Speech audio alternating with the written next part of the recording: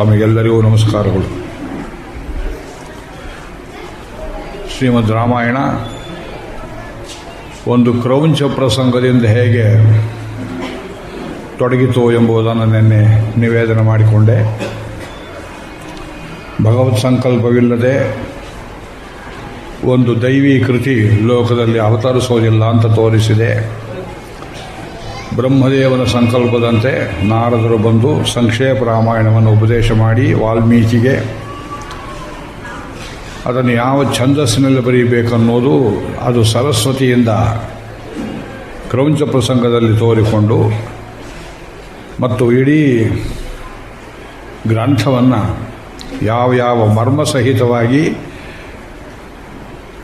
ಎಲ್ಲಿ ಯಾವುದನ್ನು ಪ್ರಕಾಶ ಮಾಡಬೇಕು, ಎಲ್ಲಿ ಯಾವುದನ್ನು ಸಂಗ್ರಹ ಮಾಡಬೇಕು, ಯಾವುದು ರಹಸ್ಯ ಇತ್ಯಾದಿಗಳನ್ನೆಲ್ಲ ಬ್ರಹ್ಮದೇವ ವಾಲ್ಮೀಕಿಗೆ ಕೈಯಲ್ಲಿ ನಲ್ಲಿಕಾಯಿ ಇಟ್ಟುಕೊಂಡಂತೆ ಗೊತ್ತಾಗಲಿ ಎಂಬುದಾಗಿ ಅಪ್ಪಣೆ ಮಾಡಿ ಹೋದರು.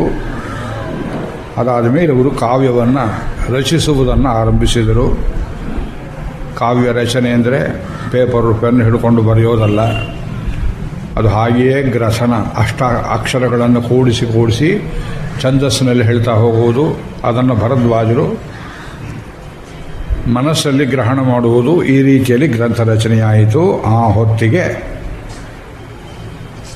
ರಾಮಚಂದ್ರ ಸ್ವಾಮಿಯ ಧರ್ಮಪತ್ನಿ ವಾಲ್ಮೀಕಿ ಆಶ್ರಮದಲ್ಲಿಯೇ ಇದ್ದಳು. ಈಗ ಉತ್ತರಕಾಂಡದ ಕಥೆಯನ್ನು ಆರಂಭಿಸಿಕೊಂಡು ಮತ್ತೆ ನಾವು ಬಾಲಕಾಂಡಕ್ಕೆ ಬರೋಣ. ಈ ಉತ್ತರಕಾಂಡದ ಕಥೆ ಅನೇಕರಿಗೆ ಸರಿಯಾಗಿ ಗ್ರಹಿಕೆ ಆಗಿದೆಯೋ ಇಲ್ಲವೋ, ಯಾಕೆಂದರೆ ಕನ್ನಡದಲ್ಲಿ ಅಪಪ್ರಚಾರಕರು ಹೆಚ್ಚು. ಸೀತಾ ಪರಿತ್ಯಾಗ ಅಂತ ಒಂದು ಭಾಗ ಬಹಳ ಉದ್ದಾಮ ಕವಿ ಲಕ್ಷ್ಮೀಶ ಕವಿ ಜೈಮಿನಿ ಭಾರತ ಅನ್ನುವ ಗ್ರಂಥದಲ್ಲಿ ಏನು ಬರೆದಿದ್ದಾನೆ. ಬಹಳ ಪ್ರೌಢವಾದ ಪದಬಂಧ, ಅಲಂಕಾರ ಏನು ಮತ್ತೊಂದೇನು, ಯಾರು ಅವನನ್ನು ಕನ್ನಡದಲ್ಲಿ ಮೀರಿಸೋರಿಲ್ಲ, ನಾದಲೋಲ. ಆದರೆ ಸೀತಾ ಪರಿತ್ಯಾಗದ ಕಥೆಯನ್ನು ಯದ್ವಾ ಮಾಡಿದ್ದಾನೆ. ಏನು ಎಲ್ಲರನ್ನೂ ಬೈತಿರಲ್ಲ ಅಂತ ನೀವು ಕೇಳ್ತೀರಿ. ನಾವು ಆರ್ಷ ದರ್ಶನ ಹಿಡ್ಕೊಂಡು ಹೋಗು, ಋಷಿ ದೃಷ್ಟಿಗೆ ವಿರುದ್ಧವಾಗಿ ದ್ರೌಪದಲ್ಲ. ರಾಮಾವತಾರ ಇನ್ನೇನು ಮುಕ್ತಾಯ ಆಗಬೇಕು. ಆ ಹೊತ್ತಿಗೆ ಯುಗಕ್ಷಯದ ಲಕ್ಷಣಗಳು ಕಾಣಿಸಿಕೊಂಡವು. ಆ ಲಕ್ಷಣಗಳಲ್ಲಿ ಒಂದು, ರಾಮಪತ್ನಿ ಸೀತೆಯನ್ನೇ ದೂಷಿಸುವವರು ಅಯೋಧ್ಯೆಯಲ್ಲಿ ಹುಟ್ಟಿ ಬಂದರು. ರಾಮನನ್ನೇ ದೂಷಣೆ ಮಾಡೋರು ಹುಟ್ಟಿ ಬಂದರು. ಇದನ್ನು ಲಕ್ಷ್ಮೀಶ ಕವಿ ಹಾಕಿ ತಗೊಂಡು ಹೋಗಿದ್ದಾನೆ ಅಂದರೆ, ಯಾವನೋ ಒಬ್ಬ ಅಗಸರವನು ಮಡಿವಾಳ ದಾರಿ ಬಿಟ್ಟು ಹೋದ ತನ್ನ ಹೆಂಡತಿ ವಾಪಸ್ ಬಂದು ಅಂಗಲಾಚಿ, ಏನೋ ತಪ್ಪಾಯಿತು ತಿಳಿಯದೆ ಎಲ್ಲೋ ಹೋಗಿಬಿಟ್ಟೆ, ವಾಪಸ್ ಸ್ವೀಕಾರ ಮಾಡು ಅಂತ ಗಂಡನನ್ನು ಕೇಳುವಾಗ, ಓಡಿ ಹೋದ ಹೆಂಡತಿಯನ್ನು ವಾಪಸ್ ಸ್ವೀಕಾರ ಮಾಡುವುದಕ್ಕೆ ನಾನೇನು ರಾಮ ಅಂತ ತಿಳ್ಕೊಂಡ್ಯಾ ಅನ್ನೋ ರೀತಿಯಲ್ಲಿ ಒಬ್ಬ ಮಡಿವಾಳ ಈ ಮಾತನ್ನು ಹೇಳಿದ. ಇದು ಗೂಢಚಾರರ ಮೂಲಕ ರಾಮನ ಕಿವಿಗೆ ಬಿತ್ತು. ಅಗಸನ ಮಾತನ್ನು ಕೇಳಿಕೊಂಡು ಸೀತೆಯನ್ನು ಹೊರಗಟ್ಟಿಬಿಟ್ಟ ಎಂಬುದಾಗಿ ಇದು ಲಕ್ಷ್ಮೀಶ ನಿರೂಪಣೆ ಮಾಡಿರೋ ಕಥೆ. ಕನಕಗೋಪುರ ಧ್ವಂಸವಾಯಿತು ಅಂತ ಕುರುಬರು ಗಲಾಟೆ ಮಾಡಿದ ಹಾಗೆ ಅಗಸರಿಗೆ ಅವಮಾನ ಆಯಿತು ಅಂತ ಅಗಸರಿನೂ ಗಲಾಟೆ ಮಾಡಿಲ್ಲ. ಅವರು ಮಾಡಲಿ ಅಂತ ಹೇಳ್ತಾ ಇಲ್ಲ. ಈ ನೋಡಿ, ಒಂದು ಜಾತಿಯ ಒಂದು ಕಲಹದ ದ್ವೇಷವನ್ನು ಒಬ್ಬ ಕವಿ ಒಂದು ಕಡೆ ಬಿತ್ತುಬಿಟ್ರೆ ಎಷ್ಟು ದೂರ ಆಗುತ್ತೆ. ಮೂಲ ಗ್ರಂಥವನ್ನೇ ರಾಮಾಯಣವನ್ನು ನೋಡದೇ ಇರೋರು, ಜೈಮಿನಿಯನ್ನು ಓದದೇ ಇದ್ದವರು, ಕರ್ಣಾಕರ್ಣಿಕೆಯಾಗಿ ಕಥೆಯನ್ನು ಕೇಳಿದವರು ರಾಮನನ್ನು ಬೈತಾರೆ. ಸಭೆಗಳಲ್ಲಿ, ಸೆಮಿನಾರ್ಗಳಲ್ಲಿ, ವಿಶ್ವವಿದ್ಯಾಲಯಗಳಲ್ಲಿ ಕೇಳಿದ್ದೇನೆ ನಾನು. ಯಾವನೋ ಕೆಲಸಕ್ಕೆ ಬಾರದೇನೋ ಒಬ್ಬನ ಮಾತು, ಅಗಸನ ಮಾತು ಕೇಳ್ಕೊಂಡು ರಾಮಚಂದ್ರ ಸೀತೆಯನ್ನು, ಧರ್ಮಪತ್ನಿಯನ್ನು ಕಾಡಿಗಟ್ಟಿಬಿಟ್ಟ ಅಂದರೆ ಸೀತೆ ಬೆಲೆ ಏನಾಯಿತು? ರಾಮನಿಗೆ ಗೊತ್ತಿರಲಿಲ್ಲ ಸೀತೆ ಯಾರು ಅಂತ. ರಾಮನ ಯೋಗ್ಯತೆ ಏನು, ಅಗಸರ ಯೋಗ್ಯತೆ ಏನು? ನೀನು ಯಾತಕ್ಕೆ ಹೀಗೆ ಹೇಳಿದೆ ಅಂತ ಅಗಸರನ್ನು ಕರೆದಿಯಾಗಿ ವಿಚಾರಣೆ ಮಾಡಲಿಲ್ಲ. ನೋಡಿ, ಯಾರದೋ ಮಾತು ಕೇಳಿಕೊಂಡು ನಿರಪರಾಧಿಯನ್ನು ಬಲಿ ಕೊಟ್ಟು ಬಿಟ್ಟ ರಾಮಚಂದ್ರ. ಅನ್ಯಾಯದ ಗತಿ ಏನು? ರಾಮರಾಜ್ಯ ಹೇಳ್ತೀರಿ, ಎಂಥ ರಾಮರಾಜ್ಯ? ಇದು ಆಕ್ಷೇಪ. ಇವತ್ತು ಸಾಹಿತ್ಯ ಪರಿಷತ್ತಿನ ಅಧ್ಯಕ್ಷರಾಗಿದ್ದಾರೆ ಒಬ್ಬರು, ಅವರು ಈ ಮಾತನ್ನು ನನ್ನ ಎದುರಿಗೆ ಹೇಳಿದರು. ಕರ್ನಾಟಕ ವಿಶ್ವವಿದ್ಯಾಲಯದಲ್ಲಿ ಯಾವುದೋ ಒಂದು ಸೆಮಿನಾರ್, ಇದಕ್ಕೆ ಸಂಬಂಧವಿಲ್ಲ, ಏನೂ ಇಲ್ಲ. ಅದರಲ್ಲಿ ಹಿಂದೂ ಧರ್ಮವನ್ನು ಹೀಗಳೆಯಬೇಕು ಅನ್ನುವ ಮಹೋದ್ದೇಶದಿಂದ ಅನವಶ್ಯಕವಾಗಿ ಇದನ್ನು ಎಳ್ಕೊಂಬಂದು ರಾಮಾಯಣವನ್ನು ದೂಷಣೆ ಮಾಡಿ ಸುಮ್ಮನೆ ದೊಡ್ಡ ಗ್ರಂಥ ಅಂತ ಹೇಳ್ತೀರಿ. ಭಾಷಣ ಮಾಡಿದ್ದವರಿಗೆ ರಾಮಾಯಣವೂ ಗೊತ್ತಿಲ್ಲ, ಮಹಾಭಾರತವೂ ಗೊತ್ತಿಲ್ಲ, ಕನ್ನಡ ಕಾವ್ಯವೂ ಗೊತ್ತಿಲ್ಲ. ಏಕೆ ವಿದ್ವದ್ವಲಯದಲ್ಲಿ ಈ ರೀತಿ ಅಪಪ್ರಚಾರ ನಡೀತಾ ಇದೆ. ಕನ್ನಡ ಕವಿಗಳೆಲ್ಲ ಮೂಲ ಗ್ರಂಥಗಳನ್ನು ಬಿಟ್ಟು ಹೋಗಿದ್ದಾರೆ. ಕೆಲವೊಂದು ವಿಷಯಗಳಲ್ಲಿ ಕುಮಾರವ್ಯಾಸ ಈ ಕೃಷ್ಣ ಸಂಧಾನ ಭಾಗದಲ್ಲಿ ಕುಂತಿಗೆ ಕೃಷ್ಣನಿಗೆ ಅನ್ಯಾಯ ಮಾಡಿ ಕರ್ಣನನ್ನ ಮೇಲೆ ಎತ್ತಿ ಹಿಡಿದದ್ದು ಅನೇಕ ಕಡೆ ನಿರೂಪಣೆ ಮಾಡಿದ್ದೇನೆ. ಮತ್ತು ಇನ್ನೊಬ್ಬ ಕನ್ನಡದ ಬ್ರಾಹ್ಮಣ ಕವಿ ಲಕ್ಷ್ಮೀಶ ಹೀಗೆ ಮಾಡಿದ್ದಾನೆ ರಾಮಾಯಣ ಚರಿತ್ರೆಯನ್ನು. ರಾಮಚಂದ್ರ ಸೀತೆಯನ್ನು ಬಿಡುವಾಗ ಹೇಳುವ ಮಾತು, ಕಲಿಯುಗದ ವಿಪ್ರರು ಆಚಾರಮಂ ಬಿಡುವಂತೆ. ಇದು ಹೋಲಿಕೆ. ಕಲಿಯುಗದ ಬ್ರಾಹ್ಮಣರ ಆಚಾರ ಬಿಟ್ಟ ಹಾಗೆ ನಾನು ಸೀತೆಯನ್ನು ಬಿಟ್ಟುಬಿಟ್ಟೆ. ಇದು ಬ್ರಾಹ್ಮಣ ಕವಿ ಬರೆಯೋ ಮಾತೆ ನೋಡಿ, ಇದು ಬರೆದಿದ್ದಾನು. ಯಾವತ್ತು ಹೀನೋಪಮೆ ಇದು. ಇದರಿಂದ ಏನು ರಂಜನೆ ಆಯ್ತು ನಮಗೆ ಅರ್ಥ ಆಗೋದಿಲ್ಲ. ನಾವು ಹೇಳೋದು 200-100 ವರ್ಷಗಳ ಹಿಂದಿನ ಮಾತು. ಆವಾಗಲೇ ಹೇಗಿದ್ದರೆ ಇವಾಗ ಬರೆದ್ರೆ ಹೇಗಿರುತ್ತೆ ಯೋಚನೆ ಮಾಡಿಕೊಳ್ಳಿ. ಇಲ್ಲಿ ನಡೆದದ್ದೇನು? ರಾಮಾವತಾರ ಮುಕ್ತಾಯ ಆಗತಕ್ಕ ಕಾಲದಲ್ಲಿ ಗೂಢಚಾರರನ್ನೆಲ್ಲ ಎಂದಿನಂತೆ ರಾಮಚಂದ್ರ ಸ್ವಾಮಿ ಬೆಳಗಿನ ಜಾವ ಉಷಪೂರ್ವದಲ್ಲಿ ಕರೆದು ಅವತ್ತವತ್ತಿನ ಸಮಾಚಾರಗಳನ್ನು ಸಂಗ್ರಹಿಸುವಂತಹ ಒಂದು ಸಂದರ್ಭ. ಇದು ಗೂಢಚಾರರ ಪದ್ಧತಿ. ಕೌಟಿಲ್ಯ ಅರ್ಥಶಾಸ್ತ್ರದಲ್ಲಿ ಇದನ್ನೇ ಬರೆದಿದ್ದಾನೆ. ದೊರೆಗೆ 2 ಗಂಟೆ ಕಾಲ ಮಾತ್ರ ವಿಶ್ರಾಂತಿ. ರಾತ್ರಿ 2 ಗಂಟೆ 3 ಗಂಟೆಗೆ ಇದ್ದು ಗೂಢಚಾರರನ್ನು ಕರೆದು 8 ದಿಕ್ಕುಗಳಲ್ಲಿ ಸಮಾಚಾರ ಏನು ಅಂತ ಮೊದಲು ಕೇಳಿಕೊಂಡು ಆಮೇಲೆ ಎಲ್ಲಿ ಸರಿ ಮಾಡಬೇಕು, ಎಲ್ಲಿ ಆಯ ವ್ಯಯ ಮತ್ತೊಂದು. ಇದು ಗೂಢಚಾರರ ವರದಿ ಕೇಳುವುದು ಮೊದಲನೇ ಕರ್ತವ್ಯ. ಹಾಗೆ ಎಂದಿನಂತೆ ತನ್ನ ಗೂಢಚಾರರನ್ನು ಕರೆದು ಕೇಳ್ತಾ ಇರಲಾಗಿ 8 ಕಡೆಯ ಆ ಮುಖಂಡರ ಮೇಲೆ, ಗೂಢಚಾರರ ಮೇಲೆ ಭದ್ರನೆಂಬ ಒಬ್ಬ ಮಹಾಗೂಢಚಾರ ಇದ್ದ. ಅವನು ಹೇಳಿದ, ರಾಮಚಂದ್ರ ಕೇಳಿದ, ಪೌರಾಣಂ ಮಮ ಸೀತಾಯಾಮ್ ಯಾದೃಶಿ ವರ್ತತೆ ಕಥಾ. ನನ್ನ ಬಗೆಗೆ, ಸೀತೆ ಬಗೆಗೆ ಏನು ಹೇಳ್ತಾ ಇದ್ದಾರೆ ಜನರು? ಅದಕ್ಕೆ ಅವನು ಹೇಳಿದ, ಪ್ರಭು ಅಭಯ ಕೊಟ್ಟರೆ ಹೇಳ್ತೇನೆ, ಇದು ಬಹಳ ಗಂಭೀರವಾದ ಮಾತು. ಏನು ಅಂದರೆ, ಊರಿನಲ್ಲಿ ಎಲ್ಲ ಕಡೆಯಲ್ಲಿ ಒಬ್ಬ ಅಗಸರ ಮಾತಲ್ಲ ಇದು. ಚಾವಡಿಗಳಲ್ಲಿ, ಬೀದಿಗಳಲ್ಲಿ, ಎಲ್ಲೆಲ್ಲಿ ಜನ ಸೇರ್ತಾರೆಯೋ, ನದಿ ಸ್ನಾನಘಟ್ಟಗಳಲ್ಲಿ, ಪೌರಾಪವಾದ ಸುಮಹಾನಿ ತಥಾ ಜನಪದಸ್ಯ ಚ. ಹಳ್ಳಿಗಾಡಿನಲ್ಲಿ, ಬರೀ ಸಿಟಿ ಅಲ್ಲ, ಟೌನ್ಸ್ ಅಲ್ಲ, ವಿಲೇಜಸ್, ಪ್ರತಿಯೊಂದು ಕಡೆಯಲ್ಲಿ ಈ ಸೀತೆಯನ್ನು ದೂಷಿಸ್ತಾ ಇದ್ದಾರೆ. ಪ್ರಭು ತಮ್ಮನ್ನು ದೂಷಣೆ ಮಾಡ್ತಾ ಇದ್ದಾರೆ. ಅವಳು ಪರಪುರುಷನ ಮನೆಯಲ್ಲಿ ಇದ್ದಿದ್ದು ನಿಜ ಸೀತಾದೇವಿ. ಅದೇನು ನಡೀತೋ, ಏನು ಕಥೆಯೋ, ಜನರಿಗೊಂದು ಮಾದರಿಯನ್ನಾರು ತೋರಿಸಬೇಕು ಅನ್ನುವ ಆದರ್ಶವೂ ಇಲ್ಲದೆ ಈ ಪ್ರಭು ಅವಳನ್ನು ಹಾಗೆ ಅರಮನೆಗೆ ಸೇರಿಸ್ಕೊಳ್ಬಹುದೇ ಎನ್ನುವ ಮಾತು. ಇದು ಎಲ್ಲರೂ ಆಡ್ತಾ ಇದ್ದಾರೆ. ಹಳ್ಳಿಗಾಡು, ಪಟ್ಟಣಗಾಡು, ಪ್ರತಿಯೊಬ್ಬ ವ್ಯಕ್ತಿಯ ಮಾತು. ಒಬ್ಬ ಅಗಸನ ಮಾತಲ್ಲ ಇದು.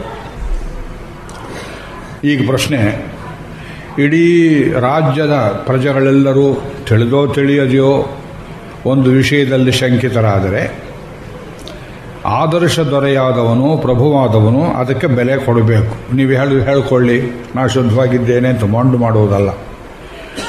ಆದರ್ಶ ಎತ್ತಿ ಹಿಡಿಯುವುದೇ ಮುಖ್ಯ. ನಮ್ಮನೆ ಮಜ್ಜಿಗೆನೇ ಇರ್ಬೋದು, ಬಾಟ್ಲಲ್ಲಿ ಹಾಕಿರ್ಬೋದು, ಬಾಯಾರಿಕೆ ಆಯಿತು ಅಂತ ಹಿಂದೆ ಮುಂದೆ ನೋಡಿದೆ, ಒಂದು ಕಡೆ ಕುಡಿಯೋ ಕೂತ್ಕೊಂಡು ಅದು ಹಿಂದೆ ಈಚಲು ಮರ ಇತ್ತು, ನೋಡೋರು ಏನಂತಾರೆ ಹೇಳಿ. ಸತ್ಯವನ್ನು ಆಡಿದರೆ ಸಾಲದು, ಆಡಿದಂತೆಯೂ ಕಾಣಬೇಕು ಜನರಿಗೆ. ಯಾಕೆ? ನಂಬಿಕೆ. ಒಬ್ಬನ ಆದರ್ಶದಲ್ಲಿ ಅನೇಕರು ಹಾಳಾಗಬಾರದು. ಇದಕ್ಕೆ ಬೆಲೆ ಕೊಡ್ತಾ ಇದ್ದಂತಾದರೆ ಕರುಣೆ ಇಲ್ಲದೆ ಮುಂದೆ ನಡೆಯಲಿಲ್ಲ. ಸೀತೆಯನ್ನು ಹೇಗಾದರೂ ಸ್ವಲ್ಪ ಕಾಲ ಅಗಲಿರೋಣ, ಮುಂದೆ ಒಂದು ಒಳ್ಳೆ ಕಾಲ ಬಂದು ನೋಡಿಕೊಳ್ಳೋಣ ಅಂಥೇಳಿ ಈ ಗಮನವಾಗಿ ತಾವು ಕೇಳಬೇಕಾದ ಜಾಗ. ತುಂಬ ಯೋಚನೆ ಮಾಡಿದ. ಅಲ್ಲ, ಲಂಕೆಯಲ್ಲಿ ಅಗ್ನಿ ಪ್ರವೇಶ ಮಾಡಿಸಿ ಅವಳು ಶುದ್ಧೆ ಎಂಬುದಾಗಿ ಲೋಕಕ್ಕೆ ತೋರಿಸಿಕೊಟ್ಟು ಬಂದಿದ್ದೇನೆ. ಲಂಕೆ ಜನ ನಂಬಿದರೂ ನಮ್ಮ ಅಯೋಧ್ಯೆ ಜನರೇ ನಂಬಲಿಲ್ಲವಲ್ಲ. ಅಯೋಧ್ಯೆಯಲ್ಲಿ, ಲಂಕೆಯಲ್ಲಿ ಅಗ್ನಿ ಪ್ರವೇಶ ಆದದ್ದು ಲಂಕೆಯಲ್ಲಿ. ಧ್ವನಿ ಕೇಳಿಸ್ತಾ ಇದೆಯಲ್ಲ? ಧ್ವನಿ ಕೇಳಿಸ್ತಾ ಇದೆಯಾ? ನನಗೆ ಎತ್ತರಕ್ಕೆ ಮಾತಾಡಲಿಕ್ಕಾಗೋದಿಲ್ಲ. ಅಂಥ ಪಾಪರಹಿತೆಯಾದನ್ನು ನಾನು ತಿರುಗಿ ಹೇಗೆ ಮತ್ತೆ ಪರೀಕ್ಷೆಗೆ ಒಳಗು ಮಾಡಲಿ ಎಂಬುದಾಗಿ ಯೋಚನೆ ಮಾಡಿ ಒಂದು ತಂತ್ರವನ್ನು ಮಾಡಿದ ರಾಮಚಂದ್ರ ಸ್ವಾಮಿ. ಅದಕ್ಕೆ ಮೊದಲ ದಿವಸ ಸೀತಾದೇವಿ ಹೇಳಿದಳು, ಗರ್ಭಿಣಿಯಾಗಿದ್ದವಳು, ತುಂಬ ಗರ್ಭಿಣಿಯಾಗಿದ್ದವಳು, ನಿನಗೇನು ಬಯಕೆ, ಏನು ಆಸೆ ಈಡೇರಿಸಲಿ ಅಂತ ಸೀತೆಯನ್ನು ರಾಮ ಕೇಳಿದಾಗ ಸೀತಾದೇವಿ ಹೇಳಿದ್ಲು, ವನವಾಸ ಕಾಲದಲ್ಲಿ ಋಷ್ಯಾಶ್ರಮಗಳಲ್ಲಿದ್ದುವಲ್ಲ, ದಿವಸ ತುಂಬ ಚೆನ್ನಾಗಿತ್ತು. ಋಷಿ ಪತ್ನಿಯರ ಸಹವಾಸ, ಊರಿನ ಕೃತಕ ವಾತಾವರಣದ ಕಾಟ ಇಲ್ಲ. ನಾನು ಮತ್ತೊಮ್ಮೆ ಕಾಡಿನಲ್ಲಿ ಸ್ವಲ್ಪ ದಿವಸ ಇರಬೇಕು ಅಂತ ಆಸೆ ಆಯಿತು ಅಂತ ಅವಳ ಬಾಯಲ್ಲೇ ಬಂತು. ಅದನ್ನ ನೆಪ ಮಾಡಿಕೊಂಡು ರಾಮಚಂದ್ರ, ನೀನು ಇವಳನ್ನು ಮಹರ್ಷಿ ವಾಲ್ಮೀಕಿ ಗಂಗಾ ತೀರದಲ್ಲಿ ಏನು ಆಶ್ರಮ ಕಟ್ಕೊಂಡಿದ್ದಾರೆ ಅಲ್ಲಿಯೇ ಬಿಟ್ಟು ಬಾ. ಗಂಗಾಯಸ್ತು ಪರೇ ಪಾರೇ. ಇದನ್ನು ಉಲ್ಟಾ ಮಾಡಿದ್ದು ಲಕ್ಷ್ಮೀಶ ಉಲ್ಟಾ ಮಾಡಿದ ಜಾಗ. ರಾಮ ಸ್ಪಷ್ಟವಾಗಿ ಹೇಳ್ದ, ಗಂಗಾಯಸ್ತು ಪರೇ ಪಾರೇ ವಾಲ್ಮೀಕಿಯಸ್ತು ಮಹಾತ್ಮನಃ. ವಾಲ್ಮೀಕಿ ಆಶ್ರಮ ಹೊಂದಿದೆ ಗಂಗಾ ತೀರದಲ್ಲಿ. ಆಶ್ರಮೋ ದಿವ್ಯ ಸಂಕಾಶಃ ತಮಸಾ ತೀರಮಾಶ್ರಿತಃ ತತ್ರೈನಾಂ ವಿಜನೇ ದೇಶೇ ವಿಸೃಜ್ಯ ರಘುನಂದನ. ಆ ಆಶ್ರಮದ ತೀರ ಸಮೀಪದಲ್ಲಿ ಜನರ ಕಣ್ಣಿಗೆ ನೀನು ಬೀಳದಂತೆ ಎಲ ಲಕ್ಷ್ಮಣ ಈ ಸೀತೆಯನ್ನು ಬಿಟ್ಟುವ. ಯಾರ ಕಣ್ಣಿಗೂ ಬೀಳದಂತೆ ಅಂದರೆ ಯಾಕೆ? ರಾಮನಿಗೆ ಕಳಿಸಿದ್ದಾನೆ ಅಂತ ಅದಕ್ಕೊಂದು ಆಕ್ಷೇಪ ತೆಗಿತಾರೆ. ಇವಳು ವಾಲ್ಮೀಕಿ ಆಶ್ರಮ ಸೇರಿರಬೇಕು, ರಾಮ ಮಾಡಿದ ತಂತ್ರ ಅಂತ ತಿಳಿದಿರಬಾರದು. ವಾಲ್ಮೀಕಿ ಪರಪುರುಷರಲ್ಲ. ನೆನ್ನೆ ಹೇಳಿದ್ದೇನೆ, ವಸುಧಾ ಶ್ರೋತ್ರ ಜನ್ಮ, ಅಣ್ಣ ಇದ್ದ ಹಾಗೆ. ಮತ್ತು ದೊಡ್ಡ ಕುಲಪತಿ, ಧಾರ್ಮಿಕನಾದವನು. ಆಶ್ರಮದಲ್ಲಿ ತಂಗಿದ್ದರು, ಅನೇಕ ಸ್ತ್ರೀಯರು ಇದ್ದರು, ನಿರ್ಭಾಗ್ಯ ಸ್ತ್ರೀಯರು ಅಲ್ಲಿದ್ದರು. ಅದರಿಂದ ಏನು ಯೋಚನೆ ಆಗೋದಿಲ್ಲ, ಅಲ್ಲಿ ನೀನು ಬಿಟ್ಟು ಬಾ ಎಂಬುದಾಗಿ ಸ್ವಯಂ ರಾಮಚಂದ್ರ ಲಕ್ಷ್ಮಣನಿಗೆ ಹೇಳಿದ. ವಾಲ್ಮೀಕಿ ಆಶ್ರಮದಲ್ಲಿ ಬಿಟ್ಟು ಬಾ. ನಮ್ಮ ಕನ್ನಡದಲ್ಲಿ ಒಬ್ಬನೇ ಒಬ್ಬ ಕವಿ, ಅದನ್ನು ಹಾಗೆಯೇ ಬರೆದವನು ನಮ್ಮ ತೊರವೆ ನರಹರಿ. ತೊರವೆ ರಾಮಾಯಣದಲ್ಲಿದೆ ನೋಡಿ. ಲೋಕ ದುರ್ಜನರುಗಳ ರಸನಾನೀಕ ತಪಹಾಸ್ಯಕ್ಕೆ ಠಾವಿದು ಲೌಕಿಕಕ್ಕಿದು ದುಷ್ಟವೆಂದು ಅವರುಗಳ ನೊಡಬಡಿಸಿ ಲೋಕವರಿಯಲು ಬಿಟ್ಟು ಬಾ ವಾಲ್ಮೀಕಿ ಭವನದೊಳೆಂದು. ಲೋಕವೆಲ್ಲ ತಿಳಿಯುವಂತೆ ಬಿಟ್ಟು ಬಾ ವಾಲ್ಮೀಕಿ ಭವನದೊಳೆಂದು ವಿಮಲ ಇಕ್ಷ್ವಾಕು ಕುಲ ಸಂಭವನು ಸೌಮಿತ್ರಿಗೆ ನಿರೂಪಿಸಿದ. ಅಷ್ಟೇ ಅಲ್ಲ, ಮುಂದಿನ ಪದ್ಯ ನೋಡಿ. ಅವನಿಪನನೇ ಮೊದಲಿ ಬಯಕೆಯ ನೆವದಿಂ ಆ ಪತಿ ಭಕ್ತಯನು ಮುನಿಭವನದಲ್ಲಿ ಬಿಟ್ಟನು ಕಣ ಕೊಂಡೊಯ್ದು ಸೌಮಿತ್ರಿ. ನೋಡಿ, ಕನ್ನಡದಲ್ಲಿ ಬರೀಬೇಕಾದ ರೀತಿ. ಇವತ್ತು ತೊರವೆ ರಾಮಾಯಣ ಪ್ರಸಿದ್ಧವಿಲ್ಲ. ಯಾಕೆ? ಅಬದ್ಧ ಬರೀಲಿಲ್ವಲ್ಲ. ಅಬದ್ಧ ಬರೆದಿದ್ದರೆ ಪ್ರಸಿದ್ಧಿ. ಯಾರು ಮೂಲಕ್ಕೆ ಅನುಗುಣವಾಗಿ ಬರೀತಾರೆ ಅವ್ರನ್ನ ಮೂಲೆಗೆ ತಳ್ಳಿಬಿಡುವುದು ನಮ್ಮ ಪದ್ಧತಿಯಾಗಿದೆ ಈ ದೇಶದ. ಕರ್ನಾಟಕ ಹೇಗೆ ಉದ್ಧಾರ ಆಗ್ತದೆ ಹೇಳಿ? ಋಷಿ ಮುನಿಗಳಿಗೆ ದ್ರೋಹ ಮಾಡಿದರೆ ಎಲ್ಲ ನೀವು ನೆಲವನ್ನು ಉಳಿಸಿಕೊಳ್ಳೋದಿಲ್ಲ, ಜಲವನ್ನು ಉಳಿಸ್ಕೊಳ್ಳೋದಿಲ್ಲ, ಜನವನ್ನು ಉಳಿಸ್ಕೊಳ್ಳೋದಿಲ್ಲ, ಷಂಡರಾಗಿ ಬಾಳ್ತೀರಿ. ಋಷಿಗಳ ಶಾಪ ನಿಮ್ಮ ತಲೆ ಮೇಲೆ ಕೊಡುತ್ತೆ. ಅದು ಮಾತು ಜೋರಾಯಿತು, ಅನ್ನೋದು ಕ್ಷಮಿಸಬೇಕು. ಋಷಿ ದರ್ಶನಕ್ಕೆ ದ್ರೋಹ ಮಾಡಬಾರದು. ಆದ್ದರಿಂದ ಸೀತಾದೇವಿಯನ್ನು ಮಹರ್ಷಿ ವಾಲ್ಮೀಕಿಯ ಆಶ್ರಮದಲ್ಲಿ ಬಿಟ್ಟುವ. ಲಕ್ಷ್ಮಣ ಏನೂ ಹೇಳುವುದಕ್ಕೆ ಹೋದ. ಪ್ರತಿ ಹೇಳ್ತಕ್ಕದ್ದಲ್ಲ ಇದು ರಾಮಾಜ್ಞೆ. ಭಾರತ ಬಂದ, ಶತ್ರುಘ್ನ ಬಂದ, ಯಾರೂ ಪ್ರತಿ ಹೇಳ್ತಕ್ಕದ್ದಲ್ಲ. ವಸಿಷ್ಠರು ಬಂದರು, ಪ್ರತಿ ಹೇಳ್ತಕ್ಕದ್ದಲ್ಲ. ಇದರಲ್ಲಿ ಏನೋ ಒಂದು ಮರ್ಮ ಇದೆ ಎಂಬುದಾಗಿ ಎಲ್ಲರನ್ನ ಒಡಂಬಡಿಸಿ ಕಳಿಸಿಬಿಟ್ಟ. ನೋಡಿ ಮುಂದಿನ ಕಥೆ. ಕುಮ್ಮಮ್ಮ ಲಕ್ಷ್ಮೀಶ ಕವಿ ಏನು ಬರೆದಿದ್ದಾನೆ? ಸೀತಾದೇವಿ ತಲ್ಲಣಿಸ್ತಾಳಂತೆ ರಥವನ್ನು. ಅದೆಲ್ಲ ಓದಿ ಹೇಳೋಕೆ ವೇಳೆಯೂ ಇಲ್ಲ, ಬೇಕಾಗಿಯೂ ಇಲ್ಲ ಅಂತ ಬಿಟ್ಟುಬಿಟ್ಟೆ. ರಥವನ್ನು ಓಡಿಸಿ ತರುವಾಗ ಏನೂ ಗೊತ್ತಿಲ್ಲದವಳು ಸೀತಾದೇವಿ, ಎಲ್ಲೋ ಲಕ್ಷ್ಮಣ ಯಾತಕ್ಕೊಳ್ತಾ ಇದ್ದೀಯೇ? ನಿಮ್ಮ ಅಣ್ಣಂದರನ್ನು ಬಿಟ್ಟು ಬಂದೆ ಅಂತ ಹೇಳ್ತಾ ಇದ್ದೀಯಾ? ಎಲ್ಲಿ ಕರ್ಕೊಂಡ್ಬಂದಿದ್ದೀಯೋ ಗೊಂಡಾರಣ್ಯಕ್ಕೆ, ಇಲ್ಲಿ ಎಲ್ಲಿ ಋಷಿಗಳ ಆಶ್ರಮ ಬಂದೂ ಕಾಣಿಸ್ತಾ ಇಲ್ಲ, ಋಷಾಶ್ರಮದಲ್ಲಿರಬೇಕು ಅಂತ ಕೇಳಿದರೆ ಗೊಂಡಾರಣ್ಯಕ್ಕೆ ಕರೆತಂದಿದ್ಯಲ್ಲ, ಯಾಕಯ್ಯ ನಾನೇನು ತಪ್ಪು ಮಾಡಿದೆ ಅಂತ ಗೊಳು ಅಂತಳ್ತಾಳೆ, ಹೊಟ್ಟೆ ಬಡಿದುಕೊಳ್ತಾಳೆ. ಅದು ಓದಿದರೆ ಯಾರಿಗಾದರೂ ಕನಿಕರ ಬರ್ತದೆ, ರಾಮನ ಮೇಲೆ ಕೋಪ ಬರ್ತದೆ. ಲಕ್ಷ್ಮೀಶ ಮಾಡಿರುವಂಥ ಈ ಕುಚೋದ್ಯ. ಮುಂದಕ್ಕೆ ಲಕ್ಷ್ಮಣ ಇಷ್ಟವಿಲ್ಲದೆ ಅವಳನ್ನು ರಥದಿಂದ ಇಳಿಸಿ, ನೀನಾವಲ್ಲಿಗಾದೊಡಂಪೋಗೆಂದು, ವಾಲ್ಮೀಕಿ ಕಪಾಳಕ್ಕೆ ಹೊಡೆದಾಗಿದೆ ವಾಕ್ಯ ಇದು, ಮಹರ್ಷಿಗಳ ತೇಜೋವಧೆ ಇದು. ಲಕ್ಷ್ಮೀಶನನ್ನು ಕ್ಷಮೆ ಮಾಡುವುದಿಲ್ಲ. ನೀವು ಕ್ಷಮೆ ಮಾಡಿದಿದ್ರೇನು ಅಂತಂತೀರಿ, ನಾನು 100 ಕಡೆ ಹೇಳ್ತೀನಿ ಮೈಕ್ರೋಫೋನಲ್ಲಿ, ಓದಬೇಡಿ ಅಂತ ಕಾವ್ಯವನ್ನು ಅಂತ. ಋಷಿಗಳ ಇಂಗಿತಕ್ಕೆ ಭಂಗ ಬರುವಂತೆ ಋಷಿ ಪ್ರಣೀತ ಮಹಾಕಾವ್ಯಗಳಿಗೆ ದರ್ಶನಕ್ಕೆ ಮಸಿ ಬೆಳೆಯುವಂತೆ ಎಲ್ಲಿ ಯಾರು ಬರೆದಿದ್ರೂ ಅವರು ದೊಡ್ಡವರಲ್ಲ. ಇದೇ ನಮ್ಮ ಸಿದ್ಧಾಂತ. ಸಂಸ್ಕೃತ ಕವಿಗಳು ಅಷ್ಟೇ, ಕನ್ನಡ ಕವಿಗಳು ಅಷ್ಟೇ, ಯಾವ ಭಾಷೆಯಲ್ಲಿ ಬರೆದ್ರು ಅಷ್ಟೇ. ಇಲ್ಲಿ ಸೀತಾದೇವಿ ಏನು ಹೇಳ್ತಾಳೆ, ಲಕ್ಷ್ಮಣನ ನೋಡಿ ಅವನು ದುಃಖ ಪಡುವುದನ್ನು ನೋಡಿ, ಏನಾಯ್ತಯ್ಯ, ನಾನೇ ಕೇಳಿದ್ದೇನೆ ನನ್ನ ಗಂಡ ನನ್ನ ಎಲ್ಲ ಋಷ್ಯಾಶ್ರಮ ಕರ್ಕೊಂಡು ಹೋಗುವಂತ, ಅದಕ್ಕೆ ನಾನು ಸಂತೋಷ ಪಡ್ತಾ ಇರೋ ಕಾಲದಲ್ಲಿ ನೀನು ಯಾತಕ್ಕಯ್ಯ ದುಃಖ ಪಡ್ತಾ ಇದ್ದೀಯೇ, ನಿತ್ಯಂತುಂ ರಾಮ ಪಾರ್ಶ್ವೇಶು ವರ್ತಸೆ ಪುರುಷರ್ಷಭ, ನಿತ್ಯ ರಾಮನ ಜೊತೆಯಲ್ಲಿ ಇದ್ದು ಸಂತೋಷ. ಇವತ್ತು ಇಷ್ಟು ಸಣ್ಣ ಕಾಲದಲ್ಲಿ ನನ್ನನ್ನು ಕರ್ಕೊಂಬರೋ ನಿಮಿತ್ತ ಅಣ್ಣನನ್ನು ಅಗಲಿದ್ದಕ್ಕೆ ನಿನಗೆ ದುಃಖವಾಗಿದೆಯೇ. ನೋಡಿ, ಹೃದಯ ಸ್ಪರ್ಶಿ ವಾಕ್ಯ. ಕಚ್ಚಿದ್ವಿನಾ ಕೃತಸ್ಥೇನ ದ್ವಿರಾತ್ರಂ ಶೋಕಮಾಗತಃ. 2 ರಾತ್ರಿ ಪ್ರಯಾಣ ಮಾಡಿದ್ದಾನೆ ಲಕ್ಷ್ಮಣ, ಯೋಚನೆ ಮಾಡಬೇಡ ಅಂತ ಹೇಳ್ತಾಳೆ. ಆಮೇಲೆ ಲಕ್ಷ್ಮಣ ರಾಮಾಭಿಪ್ರಾಯವನ್ನು ತಿಳಿಸಿದ ಕೂಡಲೇ ಸೀತಾದೇವಿ ಅರ್ಥ ಮಾಡಿಕೊಳ್ತಾಳೆ. ಪತಿವ್ರತ ಶಿರೋಮಣಿ, ಯಥಾಪವಾದಂ ಪೌರಾಣಂ ತಥೈವ ರಘುನಂದನ.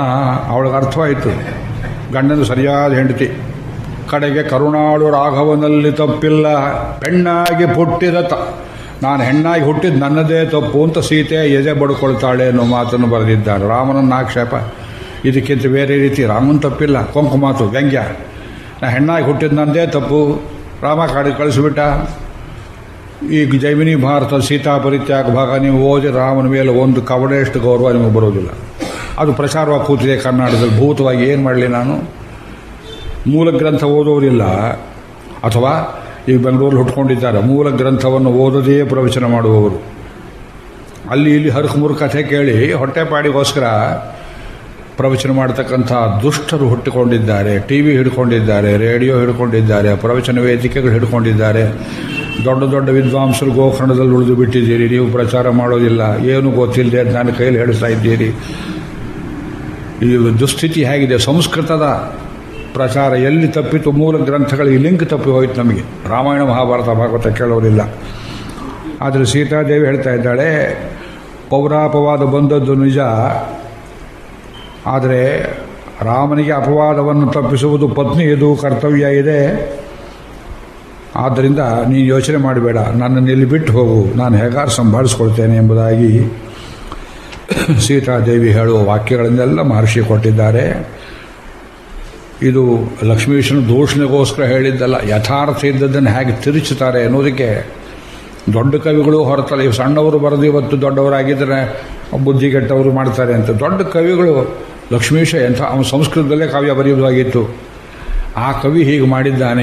ಯಾವ ಕಥೆಯೋ ಎಲ್ಲಿ ಬಂತೋ ಅಗಸರ ಕಥೆ ತಗೊಂಡು ಇಷ್ಟೆಲ್ಲ ದೊಡ್ಡದು ಮಾಡಿ ಅವಾಂತರ ಮಾಡಿ, ಅಗಸರ ಕುಲಕ್ಕೆ ಅವಮಾನ, ರಾಮನಿಗೆ ಅವಮಾನ, ಬ್ರಾಹ್ಮಣ್ಯಕ್ಕೆ ಅವಮಾನ. ಇದು ತೇಜೋವಧೆ. ಅದರ ಮೇಲೆ ದೊಡ್ಡ ಸೆಮಿನಾರ್ ಮಾಡ್ತಾ ಕೂತಿದ್ದಾರೆ ಮೈಸೂರಲ್ಲಿ. ಪತ್ರಿಕೆ ಜೈಮಿನಿ ಭಾರತ 15 ಜನ ಓದುವುದು ಗಮಕ, 15 ಜನ ವ್ಯಾಖ್ಯಾನ ಮಾಡುವುದು, ಮತ್ತೂರವರೆಲ್ಲ ಸೇರಿದ್ದಾರೆ ಅದರಲ್ಲಿ. ಆ ಕೊನೆ ದಿವಸದ ಅಧ್ಯಕ್ಷತೆ ನೀವು ವಹಿಸಬೇಕು ಅಂತ ನನಗೆ ಕೇಳಿದರು. ಇಲ್ಲ ನಾನು ಗೋಕರ್ಣಕ್ಕೆ ಹೋಗ್ತೇನೆ, ನೀವು ಯಾವ ಕಾರಣಕ್ಕಾದರೂ ಹೋಗಿ ಪರವಾಗಿಲ್ಲ ಅಂತ ನಾನು ತಪ್ಪಿಸ್ಕೊಂಡು ಬಂದೆ. ಈ ಮಾತನ್ನು ಯಾತಕ್ಕೆ ಹೇಳ್ತೇವೆ ಅಂದರೆ, ಅಲ್ಲಿದ್ದರೂ ಒಂದು ದೃಷ್ಟಿಯಿಂದ ಸರಿಯಾಗ್ತಿತ್ತೋ ಏನೋ, ಅದು ಎಲ್ಲಿ ಕೆಟ್ಟಿತ್ತ ಆ ಭಾಗ ಸರ್ ಮಾಡುವ, ಅದಕ್ಕೆ ಬೇರೆ ಅವಕಾಶ ಬರ್ತದೆ, ಬೇರೆ ಸಂದರ್ಭದಲ್ಲಿ ಮಾಡೋಣ. ಸೀತಾದೇವಿಯನ್ನು ವಾಲ್ಮೀಕಿ ಆಶ್ರಮದಲ್ಲಿ ಬಿಟ್ಟರು. ಸೀತಾದೇವಿ ನೊಂದುಕೊಳ್ಳಲಿಲ್ಲ.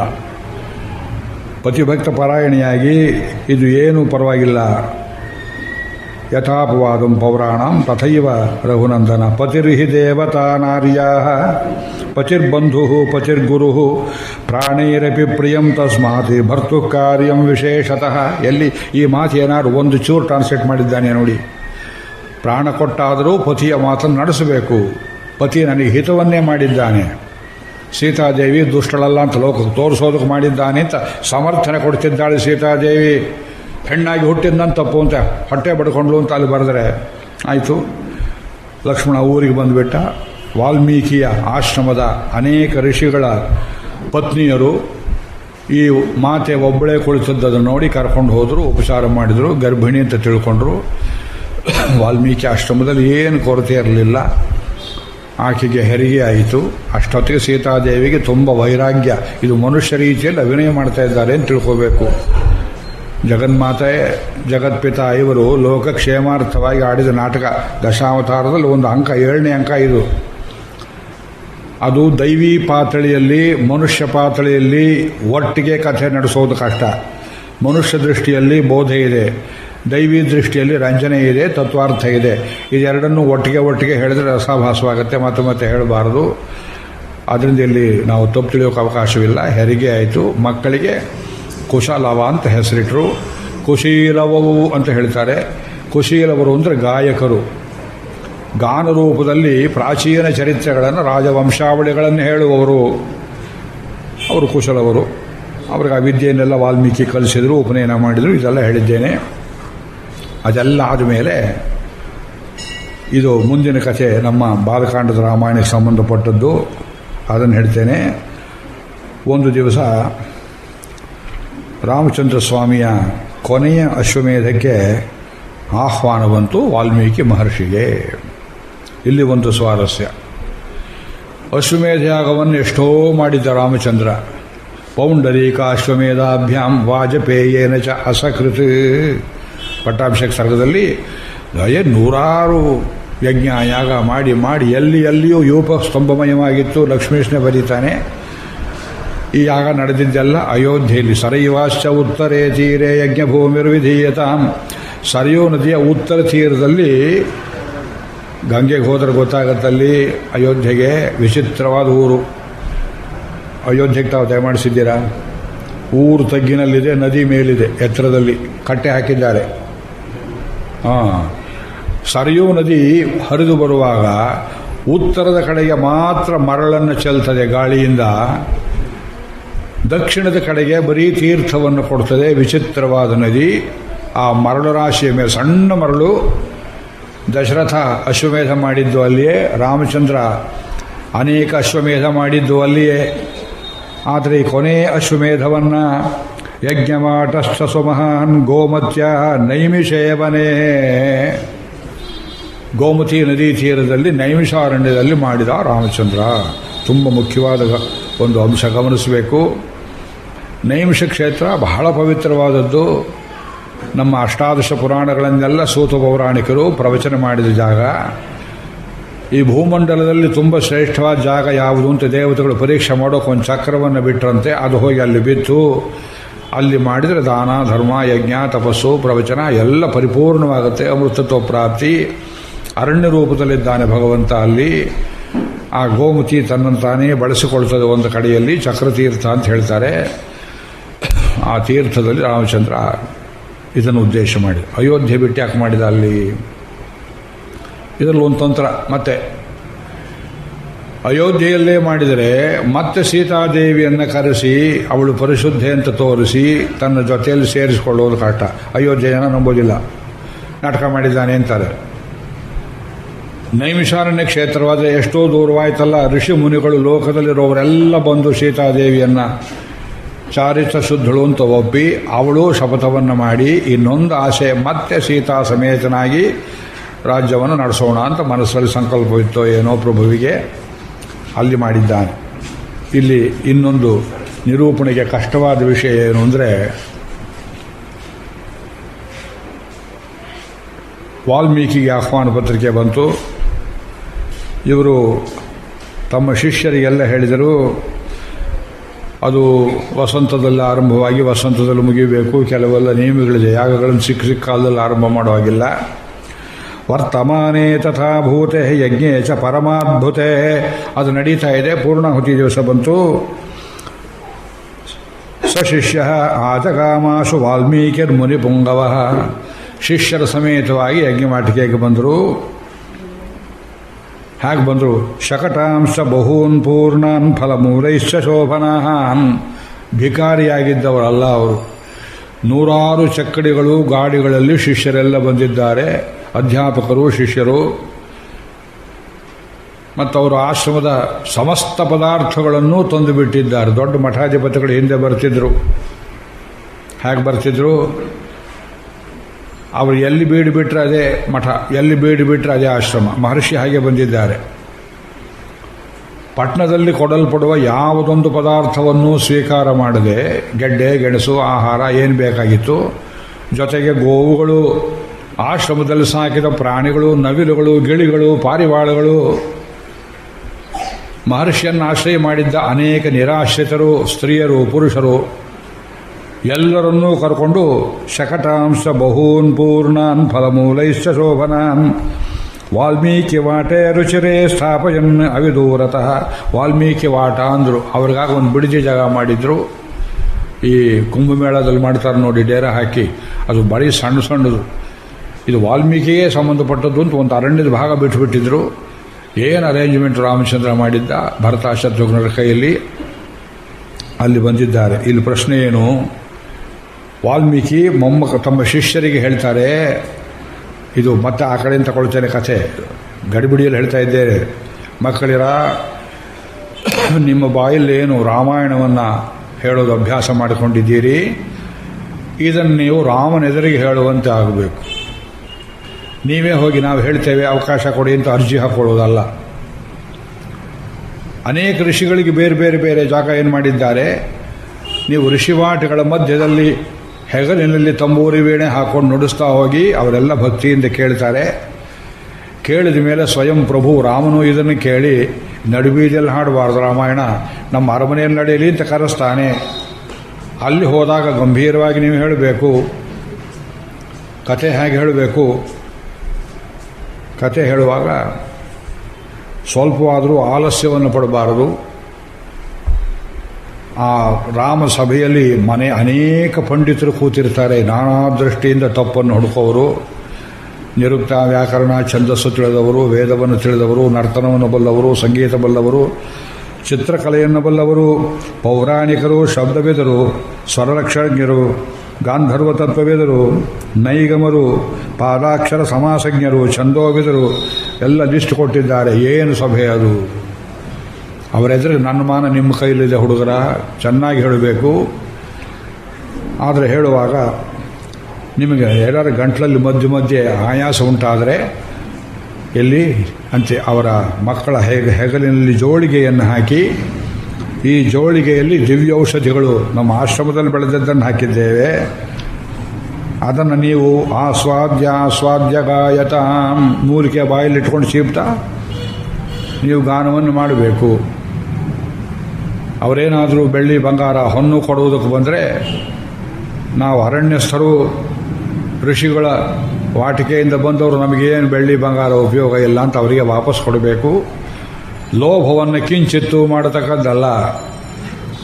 ಮತ್ತು ರಾಮನೇ ಬಂದು ಕೇಳಿಯಾನು ಈ ಕಥೆಗೆ ಏನು ಪ್ರಮಾಣ, ಇದು ಬರೆದವರು ಯಾರು, ಇದು ನಡೆದದ್ದು ಹೇಗೆ, ಇದರಲ್ಲಿ ಕಲ್ಪಿತ ಭಾಗ ಎಷ್ಟು ಅಥವಾ ಕಲ್ಪನೆ ಇಲ್ಲವೇ, ಎಲ್ಲ ಯಥಾರ್ಥ ಅಂತ ಹಾಗೆ ಹೇಳ್ತೀರಿ ಅಂದರೆ ನಮ್ಮ ಗುರುಗಳು ವಾಲ್ಮೀಕಿ ಅಂತ ಹೇಳಿ. ನೀವು ಯಾರು ಅಂತ ಪದೇ ಪದೇ ಕೇಳ್ತಾನೆ ಪ್ರಭು, ಬೆದಕಿ ಕೇಳ್ತಾನೆ. ವಾಲ್ಮೀಕಿ ಶಿಷ್ಯರು ಅಂತಿಷ್ಟೇ ಹೇಳಬೇಕು. ದೊರೆ ಕಥೆ ಅವಮಾನ ಮಾಡದಂತೆ ಹೇಳಬೇಕು. ಅವಂದೇ ಕಥೆಯಪ್ಪ ಇದು ಅಂತಿಷ್ಟೆಲ್ಲ ಹೇಳಿ ಹುಡುಗರನ್ನು ಕಳಿಸ್ತಾರೆ. ರೀತಿ ಹೇಳ್ಕೊಂಡು ಬರ್ತಾರೆ ಮುಂದಿನ ಕಥೆ. ಇಲ್ಲಿ ನಮ್ಮ ಪ್ರಶ್ನೆ, ಲವಕುಶರನ್ನು ಕರ್ಕೊಂಡು ಹೋಗಿದ್ರು ವಾಲ್ಮೀಕಿ ಅಂತ ಹೇಳ್ತೇವೆ, ಸೀತಾದೇವಿಯನ್ನು ಕರ್ಕೊಂಡು ಹೋದರೆ ಹೋಗಲಿಲ್ವೇ ಅಂತ. ಸೀತಾದೇವಿಯನ್ನು ಕರ್ಕೊಂಡು ಹೋಗಿದ್ರು ಅಂತ ಹೇಳುವುದಾದರೆ, ಹಾಗಿದ್ರೆ ಸೀತೆಗೆ ಮತ್ತೆ ರಾಮನ ಜೊತೆಯಲ್ಲಿ ಸಮಾಗಮದ ಅಪೇಕ್ಷೆ ಇತ್ತು ಅಂತಲೂ, ಇದೊಂದೇನೋ ನಾಟಕ ಮಾಡಿದ್ರು ಅಂತಲೂ ಹಾಗೆ ಅರ್ಥ ಬರ್ತದೆ. ಕರ್ಕೊಂಡು ಹೋಗಲಿಲ್ಲ ಅಂದರೆ ವಾಲ್ಮೀಕಿಯ ಶಿಷ್ಯರು ಮಾಡಿದ ಗಾಯನವನ್ನೇ ಕೇಳಿ ನಿಮ್ಮ ಗುರುಗಳನ್ನು ಕರ್ಕೊಂಬನ್ನಿ ಅಂತ ಕರೆಸಿ ಹಾಗಿದ್ರೆ ಸೀತಾ ಶಪಥ ಮಾಡಲಿ, ಜನ ಕೇಳಲಿ ಅಂತ ಹೇಳಿದಾಗ ಮರು ದಿವಸ ಸೀತೆಯನ್ನು ಹಾಜರು ಮಾಡಿದ್ರಲ್ಲ, ಎಲ್ಲಿಂದ ಹಾಜರು ಮಾಡಿದರು ಆ ಪ್ರಶ್ನೆ ಹೇಳ್ತದೆ. ಇದು ಹೇಗೆ ನಡೆಯಿತು ಅನ್ನೋ ವಿವರವನ್ನು ವಾಲ್ಮೀಕಿ ನಮಗೆ ಕೊಡಲಿಲ್ಲ. ಇಲ್ಲಿ ಲಕ್ಷ್ಮೀಶನೋ ಕುಮಾರವ್ಯಾಸನೋ ಇಲ್ಲಿ ಕಲ್ಪನೆ ಮಾಡಬೇಕಾದ ಜಾಗ, ಯಥಾರ್ಥ ಕಲ್ಪನೆ. ನನಗನ್ನಿಸ್ತದೆ, ನಾನು ಕನ್ನಡದಲ್ಲಿ ಕಾದಂಬರಿ ಬರೀತಾ ಇದ್ದೇನೆ ವಾಲ್ಮೀಕಿ ರಾಮಾಯಣವನ್ನು ಕುರಿತು. ವಾಲ್ಮೀಕಿ ಸೀತಾಮ್ಮನವರು ಕೇಳಿರಬೇಕು, ತಾಯಿ ನಿಮ್ಮ ಯಜಮಾನರು ಯಾಗ ಮಾಡ್ತಿದ್ದಾರೆ ಅಮ್ಮ, ಕೊನೆಯ ಅಶ್ವಮೇಧ ಬರಬೇಕು. ಅದಕ್ಕೆ ಹನುಮರು ಹೇಳ್ತಾರೆ, ಹೌದು, ನಾನು ನಿಮಗಿಂತ ಪ್ರಭುವಿಗೆ ಹತ್ತಿರ ಇದ್ದವಳು ಚಕ್ರವರ್ತಿನಿ, ನನಗೊಂದು ಮಾತು ಬಾ ಅಂತ ಹೇಳಿ ಕಳಿಸ್ಲಿಲ್ಲ, ಹೇಗೆ ಬರಲಿ? ಆಗ ವಾಲ್ಮೀಕಿ, ಇಲ್ಲಮ್ಮ, ಯಜ್ಞಕ್ಕೆ ಕರೆಯದೇ ಇದ್ದರೂ ಹೋಗಬಹುದು ಅಂತ ಶಾಸ್ತ್ರ ಇದೆ, ಅನಾಹೂತೋ ಧ್ವರಂ ಗಚ್ಚೆ ನಿಯಮ, ನೀ ಬರಬೇಕು ತಾಯಿ, ನಿನ್ನಿಂದಲೇ ಕೆಲಸ. ಆಗ ಸೀತಾದೇವಿ ಒಪ್ಪಿ, ಹೌದು, ಯಾಗಕ್ಕೆ ಹೋಗುವಾಗ ಸಮಿತ್ಪಾಣಿಯಾಗಿ ಯಾಗಾರ್ಹವಾದ ಪದಾರ್ಥ ತಗೊಂಡು ಹೋಗಬೇಕು ಅಂತ ಹೇಳ್ತಾರೆ. ನಾನು ರಾಮಚಂದ್ರ ಸ್ವಾಮಿಯ ಕೊನೆಯ ಅಶ್ವಮೇಧಕ್ಕೆ ಒಂದು ಹಿಡಿ ಸಮಿತ್ತಾಗಿ ಬರುತ್ತೇನೆ ಅಂತ ಮಾತನಾಡಿಕೊಂಡು ಬರ್ತಾಳೆ. ಇದು ಅಲ್ಲಿ ರಹಸ್ಯದಲ್ಲಿ ಒಂದು ಕಡೆ ಇರ್ತಾಳೆ. ಇದು ಏನು ನಡೆಯುತ್ತೆ ಮುಂದಿನ ಕಥೆ, ಇದನ್ನು ನೀವು ಹೀಗೆ ಜೋಡಿಸ್ಕೊಳ್ಬೇಕು, ಇದರ ಕಥೆ ವಿಸಂಗತವಾಗುತ್ತೆ. ಈ ಹುಡುಗರಿಗೆ ರಾಮಾಯಣವನ್ನು ಕಲಿಸಿದರು ವಾಲ್ಮೀಕಿ. ಇದಿಷ್ಟು ಮನಸ್ಸಲ್ಲಿ ಇಟ್ಕೊಳ್ಳಿ. ಈಗ ನಾವು ಮತ್ತೆ ಬಾಲಕಾಂಡಕ್ಕೆ ಹೋಗ್ತಾ ಇದ್ದೇವೆ, ತಿರುಗಿ ಉತ್ತರಾಖಂಡಕ್ಕೆ ಬರ್ತೇವೆ. ವಾಲ್ಮೀಕಿ ಹೇಗೆ ಕಲಿಸಿದರು, ಏನು ಅಕ್ಷರವಾಗಿ ಅರ್ಥ ಸಮೇತವಾಗಿ. ಆಗಿನ ಕಾಲದಲ್ಲಿ ವ್ಯಾಖ್ಯಾನ ಬೇಕಿರಲಿಲ್ಲ, ಆಡು ಮಾತಾಗಿತ್ತು ಸಂಸ್ಕೃತ. ಅದರಲ್ಲಿ 2 ಜಾತಿಯ ಸಂಸ್ಕೃತ, ದ್ವಿಜಾತಿರಿವ ಸಂಸ್ಕೃತ, ಮಾನುಷೀಮಿವ ಸಂಸ್ಕೃತ. ಹನುಮಂತ ಶಿಂಶಪಾ ವೃಕ್ಷದ ಮೇಲೆ ಕೂತ್ಕೊಂಡು ಸೀತಾದೇವಿಯನ್ನು ಮಾತನಾಡಿಸ್ಬೇಕಲ್ಲ, ಹೇಗಿದ್ರು ಆತ್ಮಹತ್ಯೆ ಮಾಡಿಕೊಳ್ತಾ ಇದ್ದಾಳೆ, ತಪ್ಪಿಸ್ಬೇಕಲ್ಲ, ಏನು ಉಪಾಯ ಮಾಡಬೇಕು ಅನ್ನುವಾಗ ಯಾವ ಸಂಸ್ಕೃತ ಪ್ರಭೇದದಲ್ಲಿ ಮಾತಾಡಲಿ? ಮಾನುಷೀಮಿವ ಸಂಸ್ಕೃತ, ಅಯೋಧ್ಯೆ ಜನರ ಆಡು ಭಾಷೆಯಲ್ಲಿ ತುಳಸಿದಾಸರು ಅವರು ರಾಮಾಯಣ ಬರೆದ ಭಾಷೆಯಲ್ಲಿ ಹೇಳಿದರೆ ಅವಳಿಗೆ ಮಾತ್ರ ಅರ್ಥವಾಗುತ್ತೆ, ರಾಕ್ಷಸರಿಗೆ ತಿಳಿಯೋದಿಲ್ಲ. ಬ್ರಾಹ್ಮಣರಾಡುವ ದ್ವಿಜಾತಿರಿವ ಸಂಸ್ಕೃತ ಮಾಡಿದರೆ ಲಂಕೆಯಲ್ಲಿ ಅದನ್ನೇ ಮಾತನಾಡ್ತಾ ಇದ್ರು. ಆದ್ದರಿಂದ ನನ್ನ ರಾವಣ ಅಂತ ಶಂಕೆ ಪಡ್ತಾಳೆ ಅಂತ ಅದನ್ನು ತಪ್ಪಿಸಿ ಅಯೋಧ್ಯೆಯ ಆಡು ಮಾತಿನಲ್ಲಿ ಒಂದು ಪ್ರಾಕೃತ ಪ್ರಭೇದದಲ್ಲಿ ಮಾತನಾಡ್ತಾನೆ. ಪ್ರಮಾಣವಿದೆ ವಾಲ್ಮೀಕಿ ರಾಮಾಯಣ. ಅದರಿಂದ ಆಗಿನ ಕಾಲದಲ್ಲಿ ಸಂಸ್ಕೃತ ಭಾಷೆಗೆ ವ್ಯಾಖ್ಯಾನವೇ ಬೇಕಿರಲಿಲ್ಲ. ಅದು ಎಲ್ಲೆಲ್ಲೋ ಹೋಗಿ ಎಷ್ಟೋ 1000 ವರ್ಷಗಳಲ್ಲಿ ನಾವು ಈ ಸ್ಥಿತಿಗೆ ಬಂದು ಮುಟ್ಟಿದ್ದೇವೆ. ಡೆಡ್ ಲ್ಯಾಂಗ್ವೇಜ್ ಅಂತ ಉದ್ಧಟತನದಿಂದ ಹೇಳುವಷ್ಟರ ಮಟ್ಟಿಗೆ ನಾವು ಕೆಳಗಿಳಿದು ಬಿಟ್ಟಿದ್ದೇವೆ. ಇವತ್ತು ಸಂಸ್ಕೃತ ಡೆಡ್ ಆಗಿದ್ದರೆ ನಾವು ನೀವು ಎಲ್ಲ ಡೆಡ್ ಅಂತ ಹೇಳಬೇಕು. ಸಂಸ್ಕೃತದ ಉಪಯೋಗದಿಂದ ಯಾವ ಭಾಷೆಯೂ ನಿಲ್ಲುವುದಿಲ್ಲ. ಸಂಸ್ಕೃತವೇ ಬೆನ್ನು ಮೂಳೆ. ಕನ್ನಡ ಅಧ್ಯಯನ ಪೀಠ, 3 ಶಬ್ದದಲ್ಲಿ 2 ಸಂಸ್ಕೃತ. ಕನ್ನಡ ಅಧ್ಯಯನ ಪೀಠ, ಅಧ್ಯಯನ ಪೀಠ.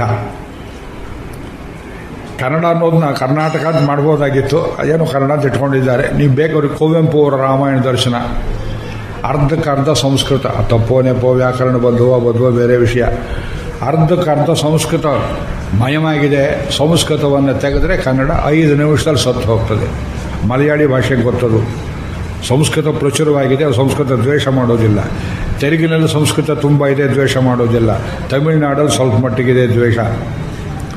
ಆ ದ್ವೇಷದಿಂದ ಅವರೆಲ್ಲ ಉರಿದು ಬೂದಿ ಆಗ್ತಾ ಕೂತಿದ್ದಾರೆ. ಯಾವುದು ಮಾತೃಭಾಷೆ ನಮ್ಮನ್ನು ಕಾಪಾಡುತ್ತೆ, ನೀವು ಅದನ್ನೇ ದ್ವೇಷ ಮಾಡಿದರೆ ಮನುಷ್ಯ ಬದುಕೋಕ್ಕಾಗೋದಿಲ್ಲ. ಅದನ್ನು ಜಾತಿ ಕೇಳ್ತೇವೆ. ಸಂಸ್ಕೃತ ಚೆನ್ನಾಗಿ ಗೊತ್ತಿತ್ತು. ಋಷಿವಾಟದಲ್ಲಿ ಯಾರವರು ವ್ಯಾಖ್ಯಾನ ಕೊಡಬೇಕು, ಇವರು ಅದನ್ನೆಲ್ಲ ಒಂದು ಸಲ ಹೇಳಿದರೆ ಹಾಗೆಯೇ ಅಭ್ಯಾಸ ಮಾಡಿಕೊಂಡಿದ್ದಾರೆ. ಈ ಹುಡುಗರು ದಿವಸಕ್ಕೆ 20 ಸರ್ಗಗಳನ್ನು ಹೇಳುವಂತೆ ಇದು ವಾಲ್ಮೀಕಿಗಳು ಅವರಿಗೆ ಅಪ್ಪಣೆಯನ್ನು ಕೊಟ್ಟರು. ಸ್ತೌತು ಮೇಧಾವಿನೋ ದೃಷ್ಟ ವೇದೇಶು ಪರಿನಿಷ್ಠಿತವು. ವೇದ ಕಲ್ತಿದ್ದಲ್ಲ, ಪರಿನಿಷ್ಠಿತವು. ವೇದದಲ್ಲಿ ನಿಷ್ಠೆ ಇಟ್ಕೊಂಡಿದ್ರು. ನಿತ್ಯ ವೇದಾಧ್ಯಯನ ಮಾಡುವನ ಬಾಯಲ್ಲಿ ವೇದ ಬರುವ ರೀತಿಯಲ್ಲಿ ಲೌಕಿಕ ಮಾತುಗಳು ಬರ್ತವೆ. ಲೌಕಿಕ ಮಾತುಗಳಿಗೂ ಒಂದು ಗಾಂಭೀರ್ಯ ಬರ್ತದೆ ಸಂಸ್ಕೃತ ಆಡುವ ಬಾಯಲ್ಲಿ. ವೇದೋಪಬ್ರಹ್ಮಣಾರ್ಥಾಯ ತಾವಗ್ರಾಹಯತ ಪ್ರಭು. ಅದು ನವರಸಗಳಿಂದ ಕೂಡಿದ ಈ ಕಾವ್ಯವನ್ನು ವಾಚೋ ವಿಧೇಯಂ ತತ್ಸರ್ವಂ ಕೃತ್ವ ಕಾವ್ಯಂ ಅನಿಂದಿತವು. ವಾಚೋ ವಿಧೇಯ ಮಾಡಿಕೊಂಡ್ರು. ಅದನ್ನು 27 ದಿವಸದಲ್ಲಿ ಮೊದಲ ಪ್ರಯೋಗ ವಾಲ್ಮೀಕಿ ಆಶ್ರಮದಲ್ಲಿಯೇ ನಡೆಯಿತು. ಲವಕುಶರು ರಾಮಾಯಣವನ್ನು ನಿತ್ಯ ನಿತ್ಯ ಹೇಳ್ತಾ ಹೋದರು. ಋಷಿಗಳು ಗುಂಪು ಗುಂಪಾಗಿ ಎಲ್ಲ ಶಾಸ್ತ್ರವಲ್ಲವರು ಕೂತ್ಕೊಂಡು ಕೇಳಿದರು, ಆಶ್ಚರ್ಯಪಟ್ಟರು. ಚಿರನಿರ್ವೃತ್ತಮಪ್ಯೇತತೆ ಪ್ರತ್ಯಕ್ಷಮಿವ ದರ್ಶಿತಂ. ಎಷ್ಟು ಹಳೆ ಕಾಲದ ಕಥೆ, ರಾಮಾವತಾರ ಮುಗಿಲಿಗೆ ಬಂದುಬಿಟ್ಟಿದೆ. ಎಲ್ಲಿಯೂ ನಡೆದಿದ್ದು ಶರ್ಭಂಗಾಶ್ರಮದ ಕಥೆ, ರಾವಣವಧೆ ಕಥೆ, ಜಟಾಯು ಸಂಸ್ಕಾರದ ಕಥೆ. ಚಿರನಿರ್ವೃತ್ತಮಪ್ಯೇತತೆ ಪ್ರತ್ಯಕ್ಷಮಿವ ದರ್ಶಿತಂ. ನಿಮ್ಮ ಕಣ್ಣೆದುರಿಗೆ ಈಗ ನಡೆಯುವಂತೆ ನಿರೂಪಣೆ ಮಾಡಿದ್ದಾರೆ. ಎದೆ ತಟ್ಟಿ ಹೇಳ್ತೇನೆ, ಕನ್ನಡದಲ್ಲಿ, ತಮಿಳಲ್ಲಿ, ಯಾವ ಭಾಷೆಯಲ್ಲಿಯೂ ಯಾವ ಕಾದಂಬರಿಕಾರನೂ ವಾಲ್ಮೀಕಿಯ ನಿರೂಪಣಾ ಚಾತುರ್ಯವನ್ನು ಮೀರಲಾರ. ಕಥೆಯೇ, ಪಾತ್ರವೇ, ಪ್ರಸಂಗವೇ, ಪ್ರಕೃತಿ ವರ್ಣನೆಯೇ, ಹೃದಯಾಂತರಾಳದ ಭಾವನೆಯೇ, ತತ್ವಾರ್ಥ ನಿವೇದನೆಯೇ, ಯಾವುದರಲ್ಲಿಯೂ ವಾಲ್ಮೀಕಿಯನ್ನು ಯಾರೂ ಸರಿಗಟ್ಟಲಾರರು. ಸರಿಯಾಗಿ ಭಾಷಾಂತರ ಮಾಡಲಿಕ್ಕೆ ಬರೋದಿಲ್ಲ ನಮಗೆ. ಇದು ಒಂದು ಸಾಕು ಸರ್ಟಿಫಿಕೇಟ್. ಯಾವತ್ತೋ ನಡೆದ ಕಥೆ ಇವತ್ತು ಕಣ್ಣೆದುರಿಗೆ ನಡೆದಂತೆ ರಚನೆ ಮಾಡಿದ್ದಾರೆ. ಹುಡುಗರು ಹಾಡ್ತಾ ಇದ್ದಾರಲ್ಲ, ಪ್ರವೇಶ್ಯ ತಾವುಭೌ ಸುಷ್ಠು ತಥಾರ್ಥಂ ತತ್ವಾರ್ಥಂ ಅಗಾಯತಾಂ. ಪ್ರವೇಶ ಮಾಡಿದ್ದಾರೆ. ಆ ಶಬ್ದಗಳಲ್ಲಿ ಹೊಕ್ಕು ತಲ್ಲೀನರಾಗಿ ತನ್ಮಯತೆಯಿಂದ ಹಾಡ್ತಾ ಇದ್ದಾರೆ. ಇಬ್ಬರು ಹಾಡ್ತಾ ಇದ್ದರೆ ಒಬ್ಬರೇ ಹಾಡಿದಂತೆ ಕಾಣ್ತಾ ಇದೆ. ಸಹಿತವು ಮಧುರಂ ರಕ್ತವು. ಇಬ್ಬರಿದ್ದಾರೆ, ಅನುರಕ್ತರಾಗಿದ್ದಾರೆ. ಇಬ್ಬರ ಧ್ವನಿ, ಅಣ್ಣ ತಮ್ಮಂದರ ಧ್ವನಿ ಒಂದೇ ರೀತಿಯಲ್ಲಿ ಕೇಳಿಸ್ತಾ ಇದೆ. ಅಪೂರ್ವವಾದಂಥ ಸಂಪನ್ನಂ ಸ್ವರ ಸಂಪದ. ಮತ್ತು ಎಲ್ಲಿ ಶುರು ಮಾಡಿದಿರೋ ಕಥೆ ಅದೇ ಜಾಗದಲ್ಲಿ ಮುಗಿಸ್ತಾ ಇದ್ದಾರೆ. ರಚನೆ ಎಷ್ಟು ವಿಚಿತ್ರವಾಗಿದೆ. ಇದರಲ್ಲಿ ಬಿಡಿ ಕೊಂಡಿಗಳು ಒಂದಕ್ಕೊಂದಕ್ಕೆ ಸಂಬಂಧ ಪಡದೇ ಇದ್ದ ಎಳೆಗಳು ಎಲ್ಲಿಯೂ ಇಲ್ಲ ಎಂಬುದಾಗಿ ಆ ರಾಮಾಯಣದ ಪ್ರಥಮ ಮಂಗಳ ಮಹೋತ್ಸವ ವಾಲ್ಮೀಕಿ ಆಶ್ರಮದಲ್ಲೇ ನಡೆಯಿತು. ಋಷಿಗಳು ಕುಮಾರರಿಗೆ ಅನೇಕ ಬಹುಮಾನಗಳನ್ನು ಕೊಟ್ಟರು. ಇಲ್ಲಿ ಋಷಿಗಳು ತಾವಾಗಿ ಆರಿಸಿಕೊಂಡ, ಇವತ್ತೇನು ಸೆಲ್ಫ್ ಇಂಪೋಸ್ಡ್ ಪಾವರ್ಟಿ ಅಂತ ಹೇಳ್ತೇವೆ, ಒಂದು ದೃಷ್ಟಿಯಲ್ಲಿ ಬಡತನ ಅಂತ ನೀವು ಹೇಳಿಬಿಡ್ತೀರಿ. ಆದರೆ ಅವರು ತೃಪ್ತರಾಗಿದ್ದರು. ಅವ್ರಿಗೆ ಬೆಳ್ಳಿ ಬಂಗಾರ, ಒಳ್ಳೆ ಸರಿಗೆ ಪಂಚೆ ಏನು ಬೇಕಾಗಿರಲಿಲ್ಲ. ಅದನ್ನು ಚಿತ್ರ ಕೊಡ್ತಾರೆ.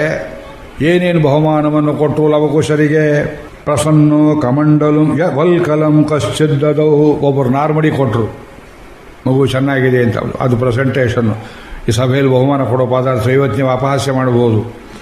ಒಬ್ಬರು ವಲ್ಕಲ ಕೊಟ್ಟರು, ಕಚ್ಚಿತ್ ಕಮಂಡಲಂ ಪ್ರಾದಾತ್. ಇನ್ನೊಬ್ಬರು ಯಜ್ಞಸೂತ್ರ ಮಥಾಪರಹ, ಜನಿವಾರ ಕೊಟ್ಟರು. ಇನ್ನೊಬ್ಬರು ಜಟಾಬಂಧನಂ, ಆ ತಲೆ ಜಡೆ ಕಟ್ಟೋದಕ್ಕೊಂದು ಬಾಳೆನಾರು, ಅದನ್ನು ಕೊಟ್ಟಿದ್ದಾರೆ. ಆಯುಷ್ಯಮಪರೇ, ಕೆಲವರು ಮಕ್ಕಳರ ಕೊಡಲಿಕ್ಕೇನು ಇಲ್ಲ, ನಮಸ್ಕಾರ ಮಾಡಿ ಅಂತ ಆಯುಷ್ಯವನ್ನು ಕೊಟ್ಟಿದ್ದ. ಅದಕ್ಕಿಂತ ದೊಡ್ಡ ದಾನ ಏನು ಬೇಕು ಯೋಚನೆ ಮಾಡಿ.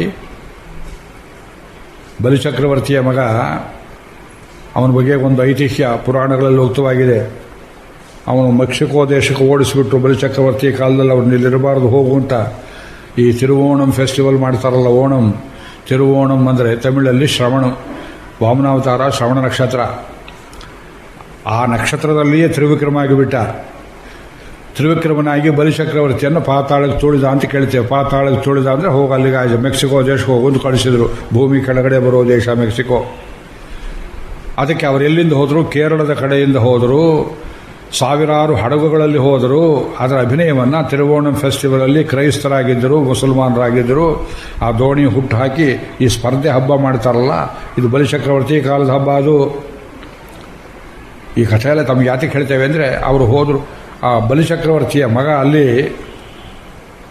ಅಲ್ಲಿ ಹೆಸರು ಹೇಳೋಕೆ ಬರೋದಿಲ್ಲ. ದೊಡ್ಡ ವಿಗ್ರಹಗಳಿಟ್ಟಿದ್ದಾರೆ ಮೆಕ್ಸಿಕೋದಲ್ಲಿ. ವೀರಕೋಚ ಅಂತಾರೆ, ವಿರೋಚನ ಅಂತ ಹೇಳೋಕೆ ಬರೋದಿಲ್ಲ ಅವರಿಗೆ. ಹಿಂದೂ ಅಮೆರಿಕ ಅಂತ ಒಂದು ಪುಸ್ತಕ ಬರೆದಿದ್ದಾರೆ, ಭಾರತೀಯ ವಿದ್ಯಾಭವನದವರು ಪಬ್ಲಿಷ್ ಮಾಡಿದ್ದಾರೆ, ಭಿಕ್ಷು ಚಮನ್ಲಾಲ್. ತಾವೆಲ್ಲ ಓದಬೇಕು.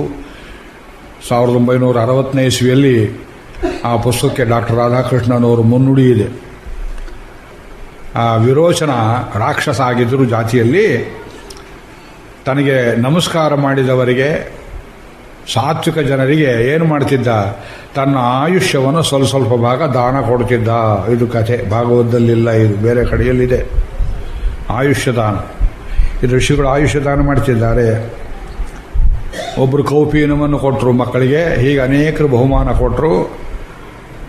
ಆಮೇಲೆ ವಾಲ್ಮೀಕಿ ನೋಡಿದರು. ಹಾಗಿದ್ದರೆ ನಮ್ಮ ಆಶ್ರಮದವರೆಲ್ಲ ಮಹಾ ಪಂಡಿತರು ಒಪ್ಕೊಂಡಿದ್ದಾರೆ ಅಂದಮೇಲೆ ಇದನ್ನು ರಾಮಚಂದ್ರನ ಸಭೆಯಲ್ಲಿ ಹೇಳಬೇಕು. ವಿಚಿತ್ರಾರ್ಥಪದಂ ಸಮ್ಯಕ್ ವಿಚಿತ್ರ ಅರ್ಥ ಪದಗಳು ಮುಂದೆ ತೋರಿಸ್ತೇನೆ. ಸರಳವಾಗಿ ಕಾಣುವ ಶಬ್ದಗಳಲ್ಲಿ, ವಾಕ್ಯಗಳಲ್ಲಿ ಎಷ್ಟು ಗಂಭೀರ ಅರ್ಥಗಳನ್ನು ಇಟ್ಟಿದ್ದಾರೆ. 10 ವರ್ಷ ಹೇಳಿದ್ರು ಮುಗಿಯೋದಿಲ್ಲ. ಇದನ್ನು ರಾಮನ ಸಭೆಯಲ್ಲಿ ಹೇಳಿ ಎಂಬುದಾಗಿ ಹೇಳಿ ಕಳಿಸಿದರು. ಮತ್ತೆ ಉತ್ತರಾಖಂಡಕ್ಕೆ ಹೋಗ್ತೇವೆ. ಅದು ಹೇಳುವ ಸಂದರ್ಭ ಹೇಗಿತ್ತು? ಋಷಿವಾಟಿಕೆ ಹತ್ರ ಗೋಮತಿ ನದಿ ತೀರದಲ್ಲಿ ಲವಕುಶರು ಗಾನವನ್ನು ಮಾಡಲಾಗಿ ಲಕ್ಷ್ಮಣನ ಕಿವಿಗೆ ಬಿತ್ತು. ಇದೇನಿದು ರಾಮಾಯಣದ ಕಥೆ ಹೇಳ್ತಿದ್ದಾರಲ್ಲ, ನಮ್ಮ ಪ್ರಭು ಕಥೆಯಲ್ಲ. ಹತ್ತಿರ ಬಂದು ನೋಡಿದ, ಹುಡುಗರು ಹೇಳ್ತಾ ಇದ್ದಾರೆ, ಸರಿಯೂ ನದಿ ಅದರ ತೀರದಲ್ಲಿ ಹೀಗಿತ್ತು ಹಾಗಿತ್ತು ಅಯೋಧ್ಯ ಪಟ್ಟಣ. ಅರಮನೆಗೆ ಹೋಗಿ ಸಮಾಚಾರ ತಿಳಿಸಿದ. ಪ್ರಭು ರಾಮಚಂದ್ರ ಹೇಳಿದ, ಇದರಲ್ಲೇನೋ ವಿಸ್ಮಯವಿದೆ, ಹಾಗಿದ್ರೆ ಆ ಹುಡುಗರನ್ನು ಕರ್ಕೊಂಬ. ನಮ್ಮ ಅರಮನೆಯಲ್ಲಿ ಎಲ್ಲ ಕೇಳಲಿ. ಎಲ್ಲರೂ ಕೇಳುವುದು ಅಂದ್ರೇನು? ನಮ್ಮ ಪಂಡಿತರೆಲ್ಲ ಸೇರಬೇಕು ಎಂಬುದಾಗಿ ಅವರನ್ನೆಲ್ಲ ಸೇರಿಸಿದ್ದಾರೆ. ಪೌರಾಣಿಕಾನ್ ಶಬ್ದವಿಧ ಯೇ ಚ ವೃದ್ಧಾ ದ್ವಿಜಾತಯ ಸ್ವರಾಣಾಂ ಲಕ್ಷಣಜ್ಞಾಂಶ್ಚ ಉತ್ಸುಕಾನ್ ದ್ವಿಜಸತ್ತಮಾನ್ ಲಕ್ಷಣಜ್ಞಾಂಶ್ಚ ಗಾಂಧರ್ವಜ್ಞಾನ್ ನೈಗಮಾಂಶ ವಿಶೇಷತಃ ಪಾದಾಕ್ಷರ ಸಮಾಸಜ್ಞಾನೇ ಛಂದಸ್ಸು ಪರಿನಿಷ್ಠಿತಾನ್. ಲಿಸ್ಟ್ ಕೊಡ್ತಾರೆ. ಇಂಥ ವೈದುಷ್ಯಕ್ಕೆ ಎಷ್ಟೊಂದು ಶಾಸ್ತ್ರಗಳಿದ್ದು ನಮ್ಮಲ್ಲಿ. ಶಾಸ್ತ್ರಗಳು ಏರಿಯಾ ಕಡಿಮೆ ಆದಷ್ಟು ಆಳ ಪರಿಣತಿ ಹೆಚ್ಚಾಗ್ತದೆ. ಬಹಳಷ್ಟು ಒಟ್ಟಿಗೆ ಹಾಕಿಬಿಟ್ರೆ ಯಾವುದರಲ್ಲೂ ಪರಿಣತಿ ಬರೋದಿಲ್ಲ. ಅವನ್ನೆಲ್ಲ ಸೇರಿಸಿದರು. ಅವತ್ತಿನ ದಿವಸ ಲವಕುಶರು ಆರಂಭದಿಂದ ಆರಂಭ ಮಾಡಿಕೊಂಡು 20 ಸರ್ಗಗಳನ್ನು, ಒಂದು ಸರ್ಗ ಅಂದರೆ ಒಂದು ಅಧ್ಯಾಯ, ರಾಮಾಯಣದಲ್ಲಿ ಸರ್ಗ ಅಂತಾರೆ, ಬೇರೆ ಕಡೆ ಅಧ್ಯಾಯ ಅಂತಾರೆ, ಅದು 20 ಹೇಳಿ ಮುಗಿಸಿದ ಕೂಡಲೇ ಅಲ್ಲಿದ್ದವರು ಅಯೋಧ್ಯಾವಾಸಿಗಳೆಲ್ಲ ನೋಡಿದರು. ಈ ಒಬ್ಬರನ್ನು ನೋಡಿದರೆ ಉಭವು ರಾಮಸ್ಯ ಸದೃಶವು ಬಿಂಬಾದ್ ಬಿಂಬಮಿಮೋತ್ಥಿತವು. ರಾಮನ ಬಿಂಬ ಇದ್ದಾಗಿದೆಯಲ್ಲ ಈ ಹುಡುಗರನ್ನು ನೋಡಿದರೆ. ಆದರೆ ತಲೆಯಲ್ಲಿ ಇವರು ಜಡೆ ಕಟ್ಕೊಂಡಿದ್ದಾರೆ, ಋಷಿಪುತ್ರರಂತೆ ಕಾಣಿಸ್ತಾ ಇದ್ದಾರೆ. ಜಟಿಲವು ಯಜನಸ್ಯಾತಾಂ ನವಲ್ಕಲಧರವು ಯದಿ ವಿಶೇಷನ್ನಾಭಿಗಚ್ಛಾಮಃ. ವಿಶೇಷ ಏನು ಗೊತ್ತಾಗೋದು? ಜಡೆ ಒಂದಿಲ್ಲದೆ ಎದ್ದು ಕಿರೀಟ ಹಾಕಿದ್ರೆ ರಾಮನ ಮಕ್ಕಳು ಅಂತ ಹೇಳ್ಬೋದಾಗಿತ್ತು. ಅಥವಾ ಇನ್ನೇನು ವಿಶೇಷ ಇದೆಯೋ? ರಾಮ ಕಾಡಿಗಂತೂ ಹೋಗಿ ಬಂದಿದ್ದ, ಈ ಹುಡುಗರು ಯಾರೋ ಗೊತ್ತಿಲ್ಲದೆ ಏನಾರು ಮಕ್ಕಳು ನಡೆದು ಬಿಟ್ನೋ ಏನೋ, ವಿಶೇಷನ್ನಾಭಿಗಚ್ಛಾಮಃ ಅಂತ ಮಾತಾಡ್ಕೊಳ್ತಾ ಇದ್ದಾರೆ.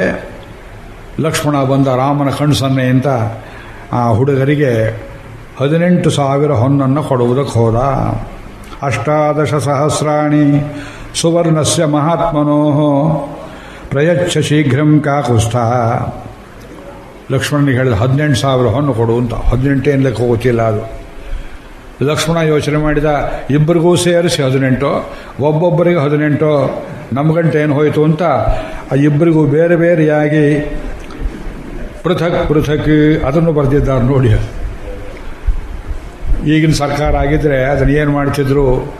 5 ಪೈಸಾ ದಕ್ಕದೆ ಅವ್ರು ಸಾಲ ಕೊಡೋದ್ರಲ್ಲಿ ಮಾಡ್ತಾರೆ ಬ್ಯಾಂಕಲ್ಲಿ. ನೀವೆಲ್ಲ ಕೇಳಿದ್ದೀರಿ, ನಾನು ಹೇಳೋದು ಬೇಡ. ಒಬ್ಬೊಬ್ಬರಿಗೆ 18,000 ಹೊನ್ನು ಕೊಡೋದಕ್ಕೆ ಹೋದ. ಹುಡುಗರು ಹೇಳಿದರು, ನಮಗೆ ಇದೆಲ್ಲ ಬೇಕಾಗಿಲ್ಲ. ನೀವು ಯಾರಯ್ಯ ಹುಡುಗರು ಚೋಟುದ್ದ ಇದ್ದೀರಿ, ಹೇಳ್ತಾ ಇದ್ದೀರಿ? ಕಿಂ ಪ್ರಮಾಣಂ, ಈ ಕಾವ್ಯಕ್ಕೆ ಪ್ರಮಾಣವೇನು?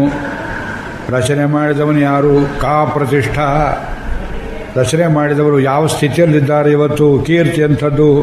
ಕಾವ್ಯದ ಗಾತ್ರವೇನು? ಕಾವ್ಯಕ್ಕೆ ಪ್ರತಿಷ್ಠೆ ಏನು? ಅನೇಕ ಪ್ರಶ್ನೆಗಳನ್ನು ಒಟ್ಟಿಗೆ ಸುರುಮಳೆ ಕೇಳಿದ ಲಕ್ಷ್ಮಣ. ಅದಕ್ಕೆ ಅವರು ಹೇಳಿದರು, ಇದು 24,000 ಶ್ಲೋಕಾತ್ಮಕವಾದದ್ದು, 500 ಸರ್ಗಗಳನ್ನು ಉಳ್ಳದ್ದು. ಉಪಾಖ್ಯಾನಗಳನ್ನು ಪ್ರತ್ಯೇಕ ಮಾಡಿದರೆ 100 ಉಪಾಖ್ಯಾನಗಳು, ಸಪ್ತಕಾಂಡಗಳು. ಇದು ಪ್ರಭು ರಾಮನದೇ ಕಥೆ. ಉಳಿದದ್ದಕ್ಕೇನು ಬೇಕು? ಕೇರ್ ಆಫ್ ವಾಲ್ಮೀಕಿ, ಅವರನ್ನು ಕೇಳಿ, ನಮಗೆ ಗೊತ್ತಿಲ್ಲ ಅಂದ್ಬಿಟ್ಟು ಹುಡುಗರು. ಸರಿ, ಕಥೆ ನಡೀಲಿ ಅಂತ ರಾಮಚಂದ್ರ. ಕಥೆ ಆರಂಭವಾಯಿತು. ಆ ಮೊದಲ ದಿವಸವೇ ಮೊದಲು ಪರೀಕ್ಷೆ ಆಗಿತ್ತಲ್ಲ. 2ನೇ ದಿವಸ ರಾಮಚಂದ್ರ ಕಥೆಯನ್ನು ಕೇಳ್ತಾ ಇದ್ದಾನೆ. ಕಥೆಯನ್ನು ಕೇಳಿ ಅವನಿಗೇನು ಪರಿಣಾಮ ಆಯಿತು ಅಂದರೆ, ಲಕ್ಷ್ಮಣನಿಗೆ ಹೇಳ್ತಾನೆ, ಅಯ್ಯ, ಈ ಕಥೆ ಸೀತಾ ವಿಯೋಗದ ಈ ನನ್ನ ಸಂದರ್ಭದಲ್ಲಿ ನನ್ನ ಮನಸ್ಸಿಗೂ ತುಂಬ ನೆಮ್ಮದಿಯನ್ನು ಉಂಟು ಮಾಡ್ತಾ ಇದೆ. ಇಷ್ಟು ಜನ ಕೆಳಗೆ ಕೂತು ಕೇಳುವಾಗ ರಾಮಾಯಣವನ್ನು ನಾನೊಬ್ಬನೇ ಮೇಲೆ ಕೂತು ಕೇಳಬಾರದು ಎಂಬುದಾಗಿ ಸಚಾಪಿ ರಾಮ ಪರಿಷದ್ಗತ ಶನೈ ಬುಭೂಷಯ ಸಕ್ತಮನ ಬಭೂವ. ಆಶ್ಚರ್ಯ ಅಂದರು. ಈಗ ಸನ್ನಿವೇಶ ಹೇಗಿದೆ? ಇಲ್ಲಿ ಲವಕುಶರು ಪ್ರವಚನ ಮಾಡೋ ಜಾಗದಲ್ಲಿ ನಾ ಕೂತಿದ್ದೇನೆ ಅಂತ ತಿಳ್ಕೊಳ್ಳಿ. ತಾವೆಲ್ಲ ನನ್ನ ಕಡೆಗೆ ನೋಡ್ತಾ ಇದ್ದೀರಿ, ಲವಕುಶರು ಹೇಳುವುದನ್ನು ಕೇಳುವಂತೆ ಈ ಸಭಾಸದರೆಲ್ಲ ಆಗಿದ್ದಾರೆ. ಆ ಕಡೆ ಕೊನೆಯಲ್ಲಿ ಎತ್ತರದ ಪೀಠದಲ್ಲಿ ರಾಮಚಂದ್ರ ಪ್ರಭು ಕೂತಿದ್ದಾನೆ. ಅವನಿಗೆ ಬೆನ್ನು ಮಾಡಿ ಪ್ರಜೆಗಳು ಕೂತಿದ್ದಾರೆ. ಬೇರೆ ಸಂದರ್ಭವಾಗಿದ್ದರೆ ದೊರೆಗೆ ಬೆನ್ನು ತೋರಿಸಬಾರದು. ಆದರೆ ಈ ಸಂದರ್ಭದಲ್ಲಿ ಗಾಯನಕ್ಕೆ ಅಗೌರವಾಗಬಾರದು ಅಂತ ಪ್ರಭು ಮೇಲಿದ್ದಾನೆ, ಜನ ಕೆಳಗಡೆ ಕೂತಿದ್ದಾರೆ. ಇವರು ಪೀಠದ ಮೇಲೆ ಹೇಳ್ತಾ ಇದ್ದಾರೆ. ರಾಮಚಂದ್ರ ಏನು ಮಾಡಿದ? ಸಚಾಪಿ ರಾಮ, ಅದು ಮಮಾಪಿ ತದ್ಭೂತಿಕರಂ ಪ್ರಚಕ್ಷತೆ ಮಹಾನುಭಾವಂ ಚರಿತಂ ನಿಬೋಧತ ಮಮಾಪಿ ತದ್ಭೂತಿಕರಂ ಪ್ರಚಕ್ಷತೆ. ನನ್ನ ಮನಸ್ಸು ನೆಮ್ಮದಿಯಾಗುತ್ತೆಯೋ, ಒಂದು ಹಿಗ್ಗು ಉಂಟಾಯ್ತಪ್ಪ ಅಂದ. ಸೀತಾವಿರಹದಲ್ಲಿ ಪ್ರಭು ಎಷ್ಟು ನೊಂದಿದ್ದಾನೆ. 1,000 ವರ್ಷ ಆಗಿದೆ ಸೀತೆಯನ್ನು ಬಿಟ್ಟು. 1,000, ಸೀತಾ ಸಮೇತನಾಗಿ 10,000.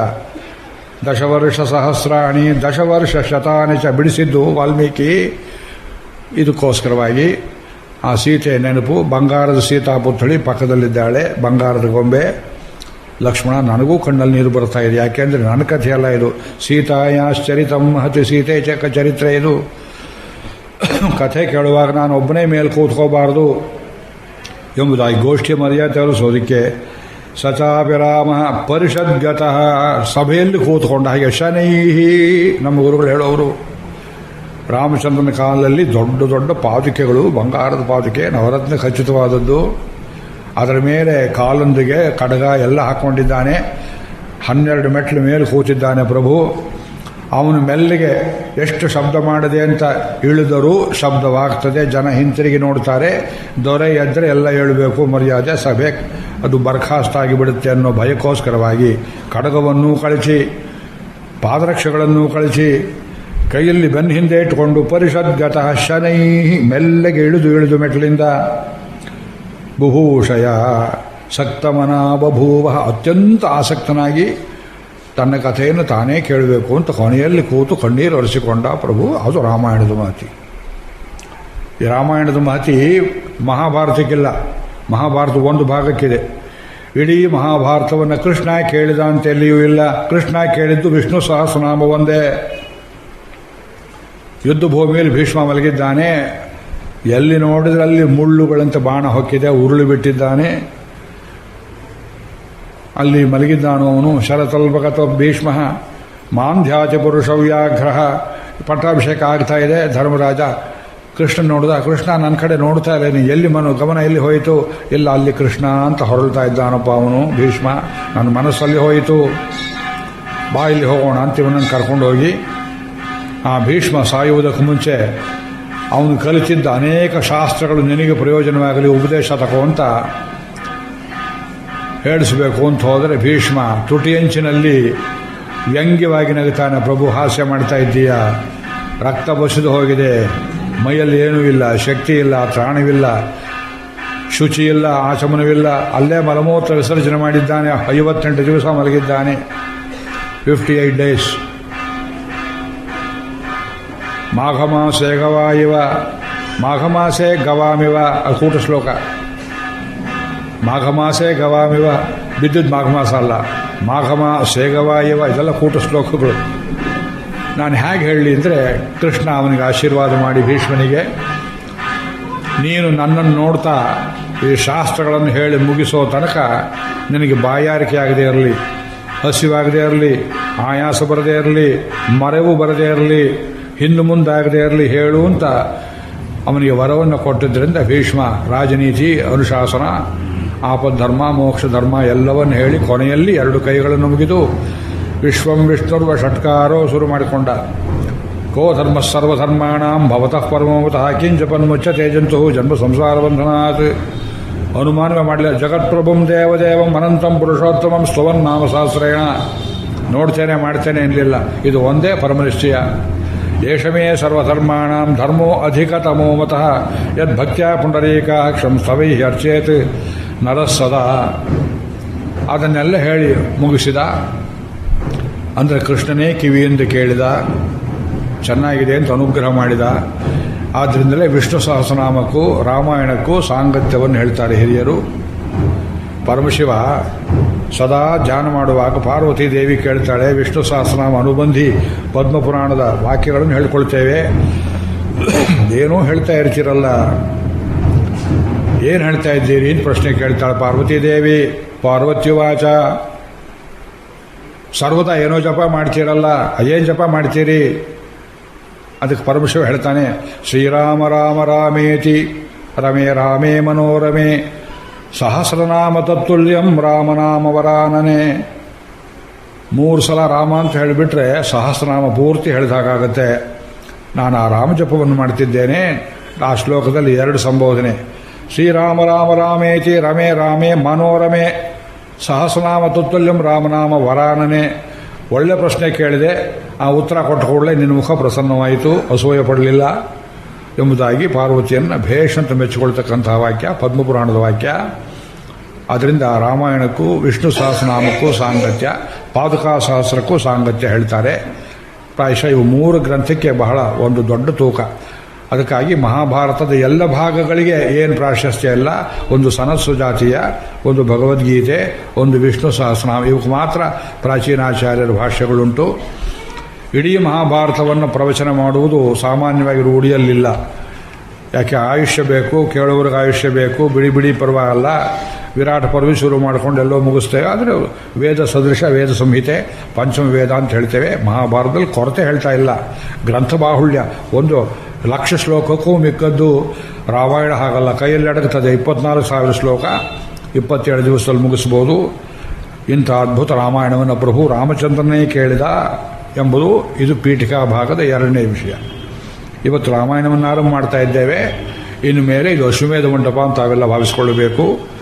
ಇದು ಇಲ್ಲಿ ರಾಮಾಯಣವನ್ನು ಹೇಳ್ತಾ ಇರೋರ ಜಾಗದಲ್ಲಿ ಲವಕುಶರಿದ್ದಾರೆ ಅಂತ ತಿಳ್ಕೊಳ್ಬೇಕು, ನಾನಲ್ಲ. ಮತ್ತು ಇದು ಗೋಕರ್ಣಕ್ಕಿಂತ ಅಯೋಧ್ಯ ಎಂಬ ಭಾವ ತಮ್ಮೆಲ್ಲರ ಮನಸ್ಸಿನಲ್ಲಿ ಮೂಡಬೇಕು. ಪ್ರತಿನಿತ್ಯ ಲವಕುಶರು ಆರಂಭಿಸಿ ಲವಕುಶರು ಮುಕ್ತಾಯ ಮಾಡ್ತಾ ಇದ್ದಾರೆ ಅನ್ನೋ ಕ್ರಮದಲ್ಲಿ 1 ತಿಂಗಳು ಪ್ರವಚನ ನಡೆಯುತ್ತೆ. ಸರ್ವಾಪೂರ್ವಮಿಯಂ ಯೇಷಾಂ ಆಸೀತ್ ಕೃಷ್ಣ ವಸುಂಧರ ಪ್ರಜಾಪತಿಪಪಾದಾಯ ನೃಪಾಣಾಂ ಜಯಶಾಲಿನಾಂ. ಇಡೀ ಜಗತ್ತು ಒಂದು ಕಾಲದಲ್ಲಿ ಚತುರ್ಮುಖ ಬ್ರಹ್ಮನಿಂದ ಹಿಡಿದು ಇಕ್ಷ್ವಾಕು ವಂಶದ ದೊರೆಗಳವರೆಗೆ ಬಂದಿತ್ತು. ಸರ್ವಾಪೂರ್ವಮಿಯಂ ಯೇಷಾಂ ಆಸೀತ್ ಕೃಷ್ಣ ವಸುಂಧರ. ಬರೀ ಭಾರತ ದೇಶದ ದೊರೆಗಳು, ಭರತವಂಶ, ಭರತಖಂಡ. ಇವತ್ತು ಹೇಳ್ತೀವಿ ಭರತಖಂಡೆ, ಎಲ್ಲ ಖಂಡ ತುಂಡ ಮಾಡಿ ಮಾಡಿ ಪಾಕಿಸ್ತಾನ ತೆಗೆದು ಅಲ್ಪ ಸ್ವಲ್ಪ ಉಳಿಸಿಕೊಂಡಿದ್ದೇವೆ. ಭರತ ವರ್ಷೇ ಹೋಯಿತು. ಭರತ ವರ್ಷ ಅಂದರೆ ಯಾವುದು? Greater India. ಗ್ರೇಟರ್ ಇಂಡಿಯಾ ಅಂದರೆ ಯಾವುದು?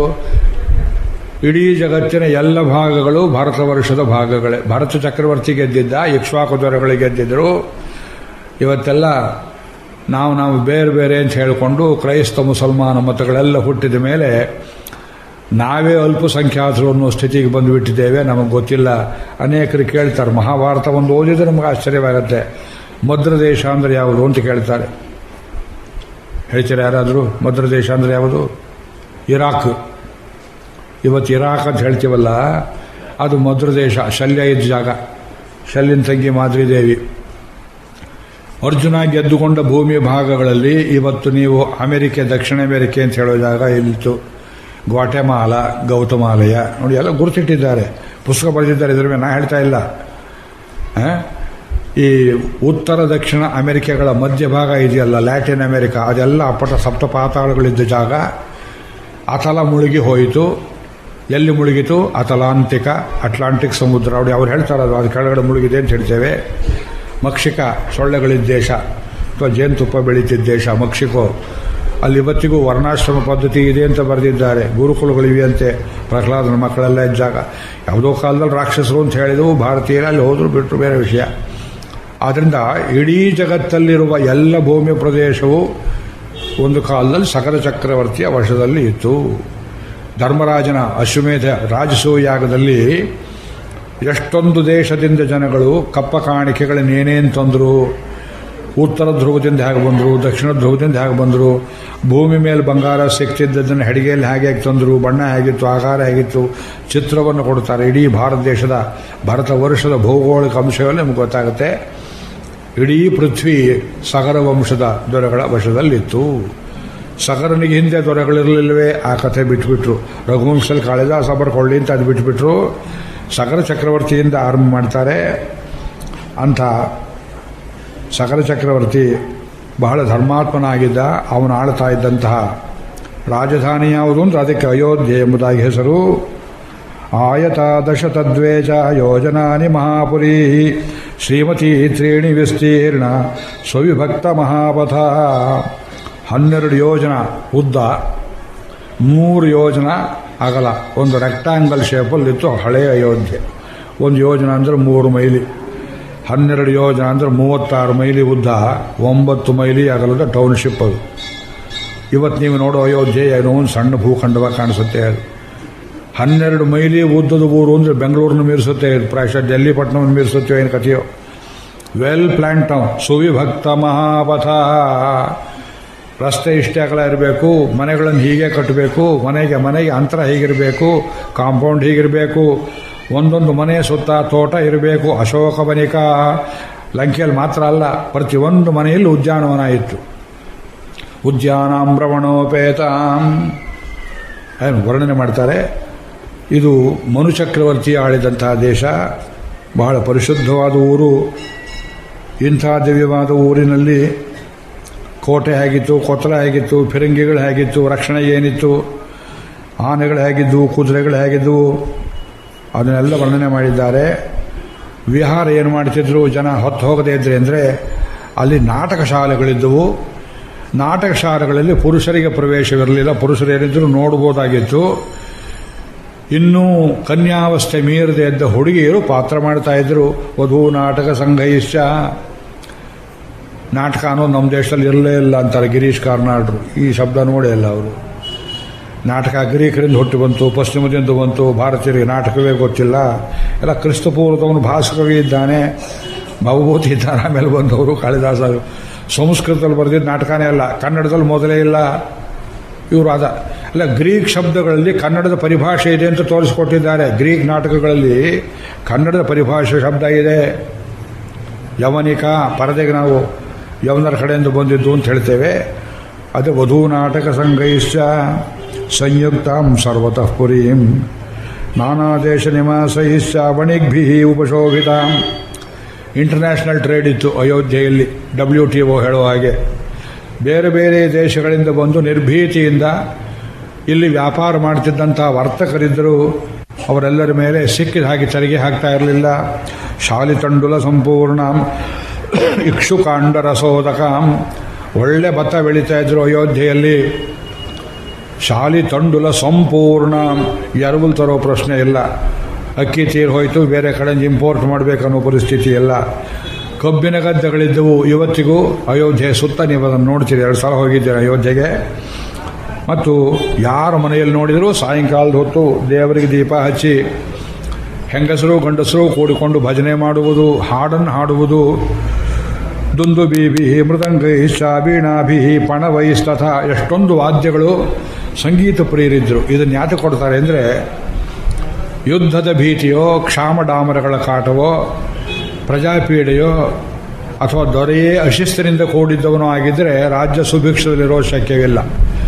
ಯಾವ ಊರಿನಲ್ಲಿ ಯಾವ ಕ್ಷಣಕ್ಕೆ ಆಸ್ತಿ ಕಿತ್ಕೊಳ್ತಾರೆಯೋ ಜನನೋ ಸರ್ಕಾರ ಅನ್ನೋ ಭಯವಿದ್ದರೆ ಅಲ್ಲಿ ದೇವಸ್ಥಾನ ಇರೋದಿಲ್ಲ, ಜನರು ನಿರ್ಭೀತಿಯಿಂದ ಇರೋದಿಲ್ಲ, ಅಲ್ಲಿ ನೆಮ್ಮದಿಯಿಂದ ಜನ ಇರೋಕ್ಕಾಗೋದಿಲ್ಲ. ಅಯೋಧ್ಯೆ ಸರ್ವ ಸಮೃದ್ಧವಾಗಿತ್ತು. ಇಲ್ಲೆಲ್ಲ ತುಂಬ ಹೇಳಬೇಕು.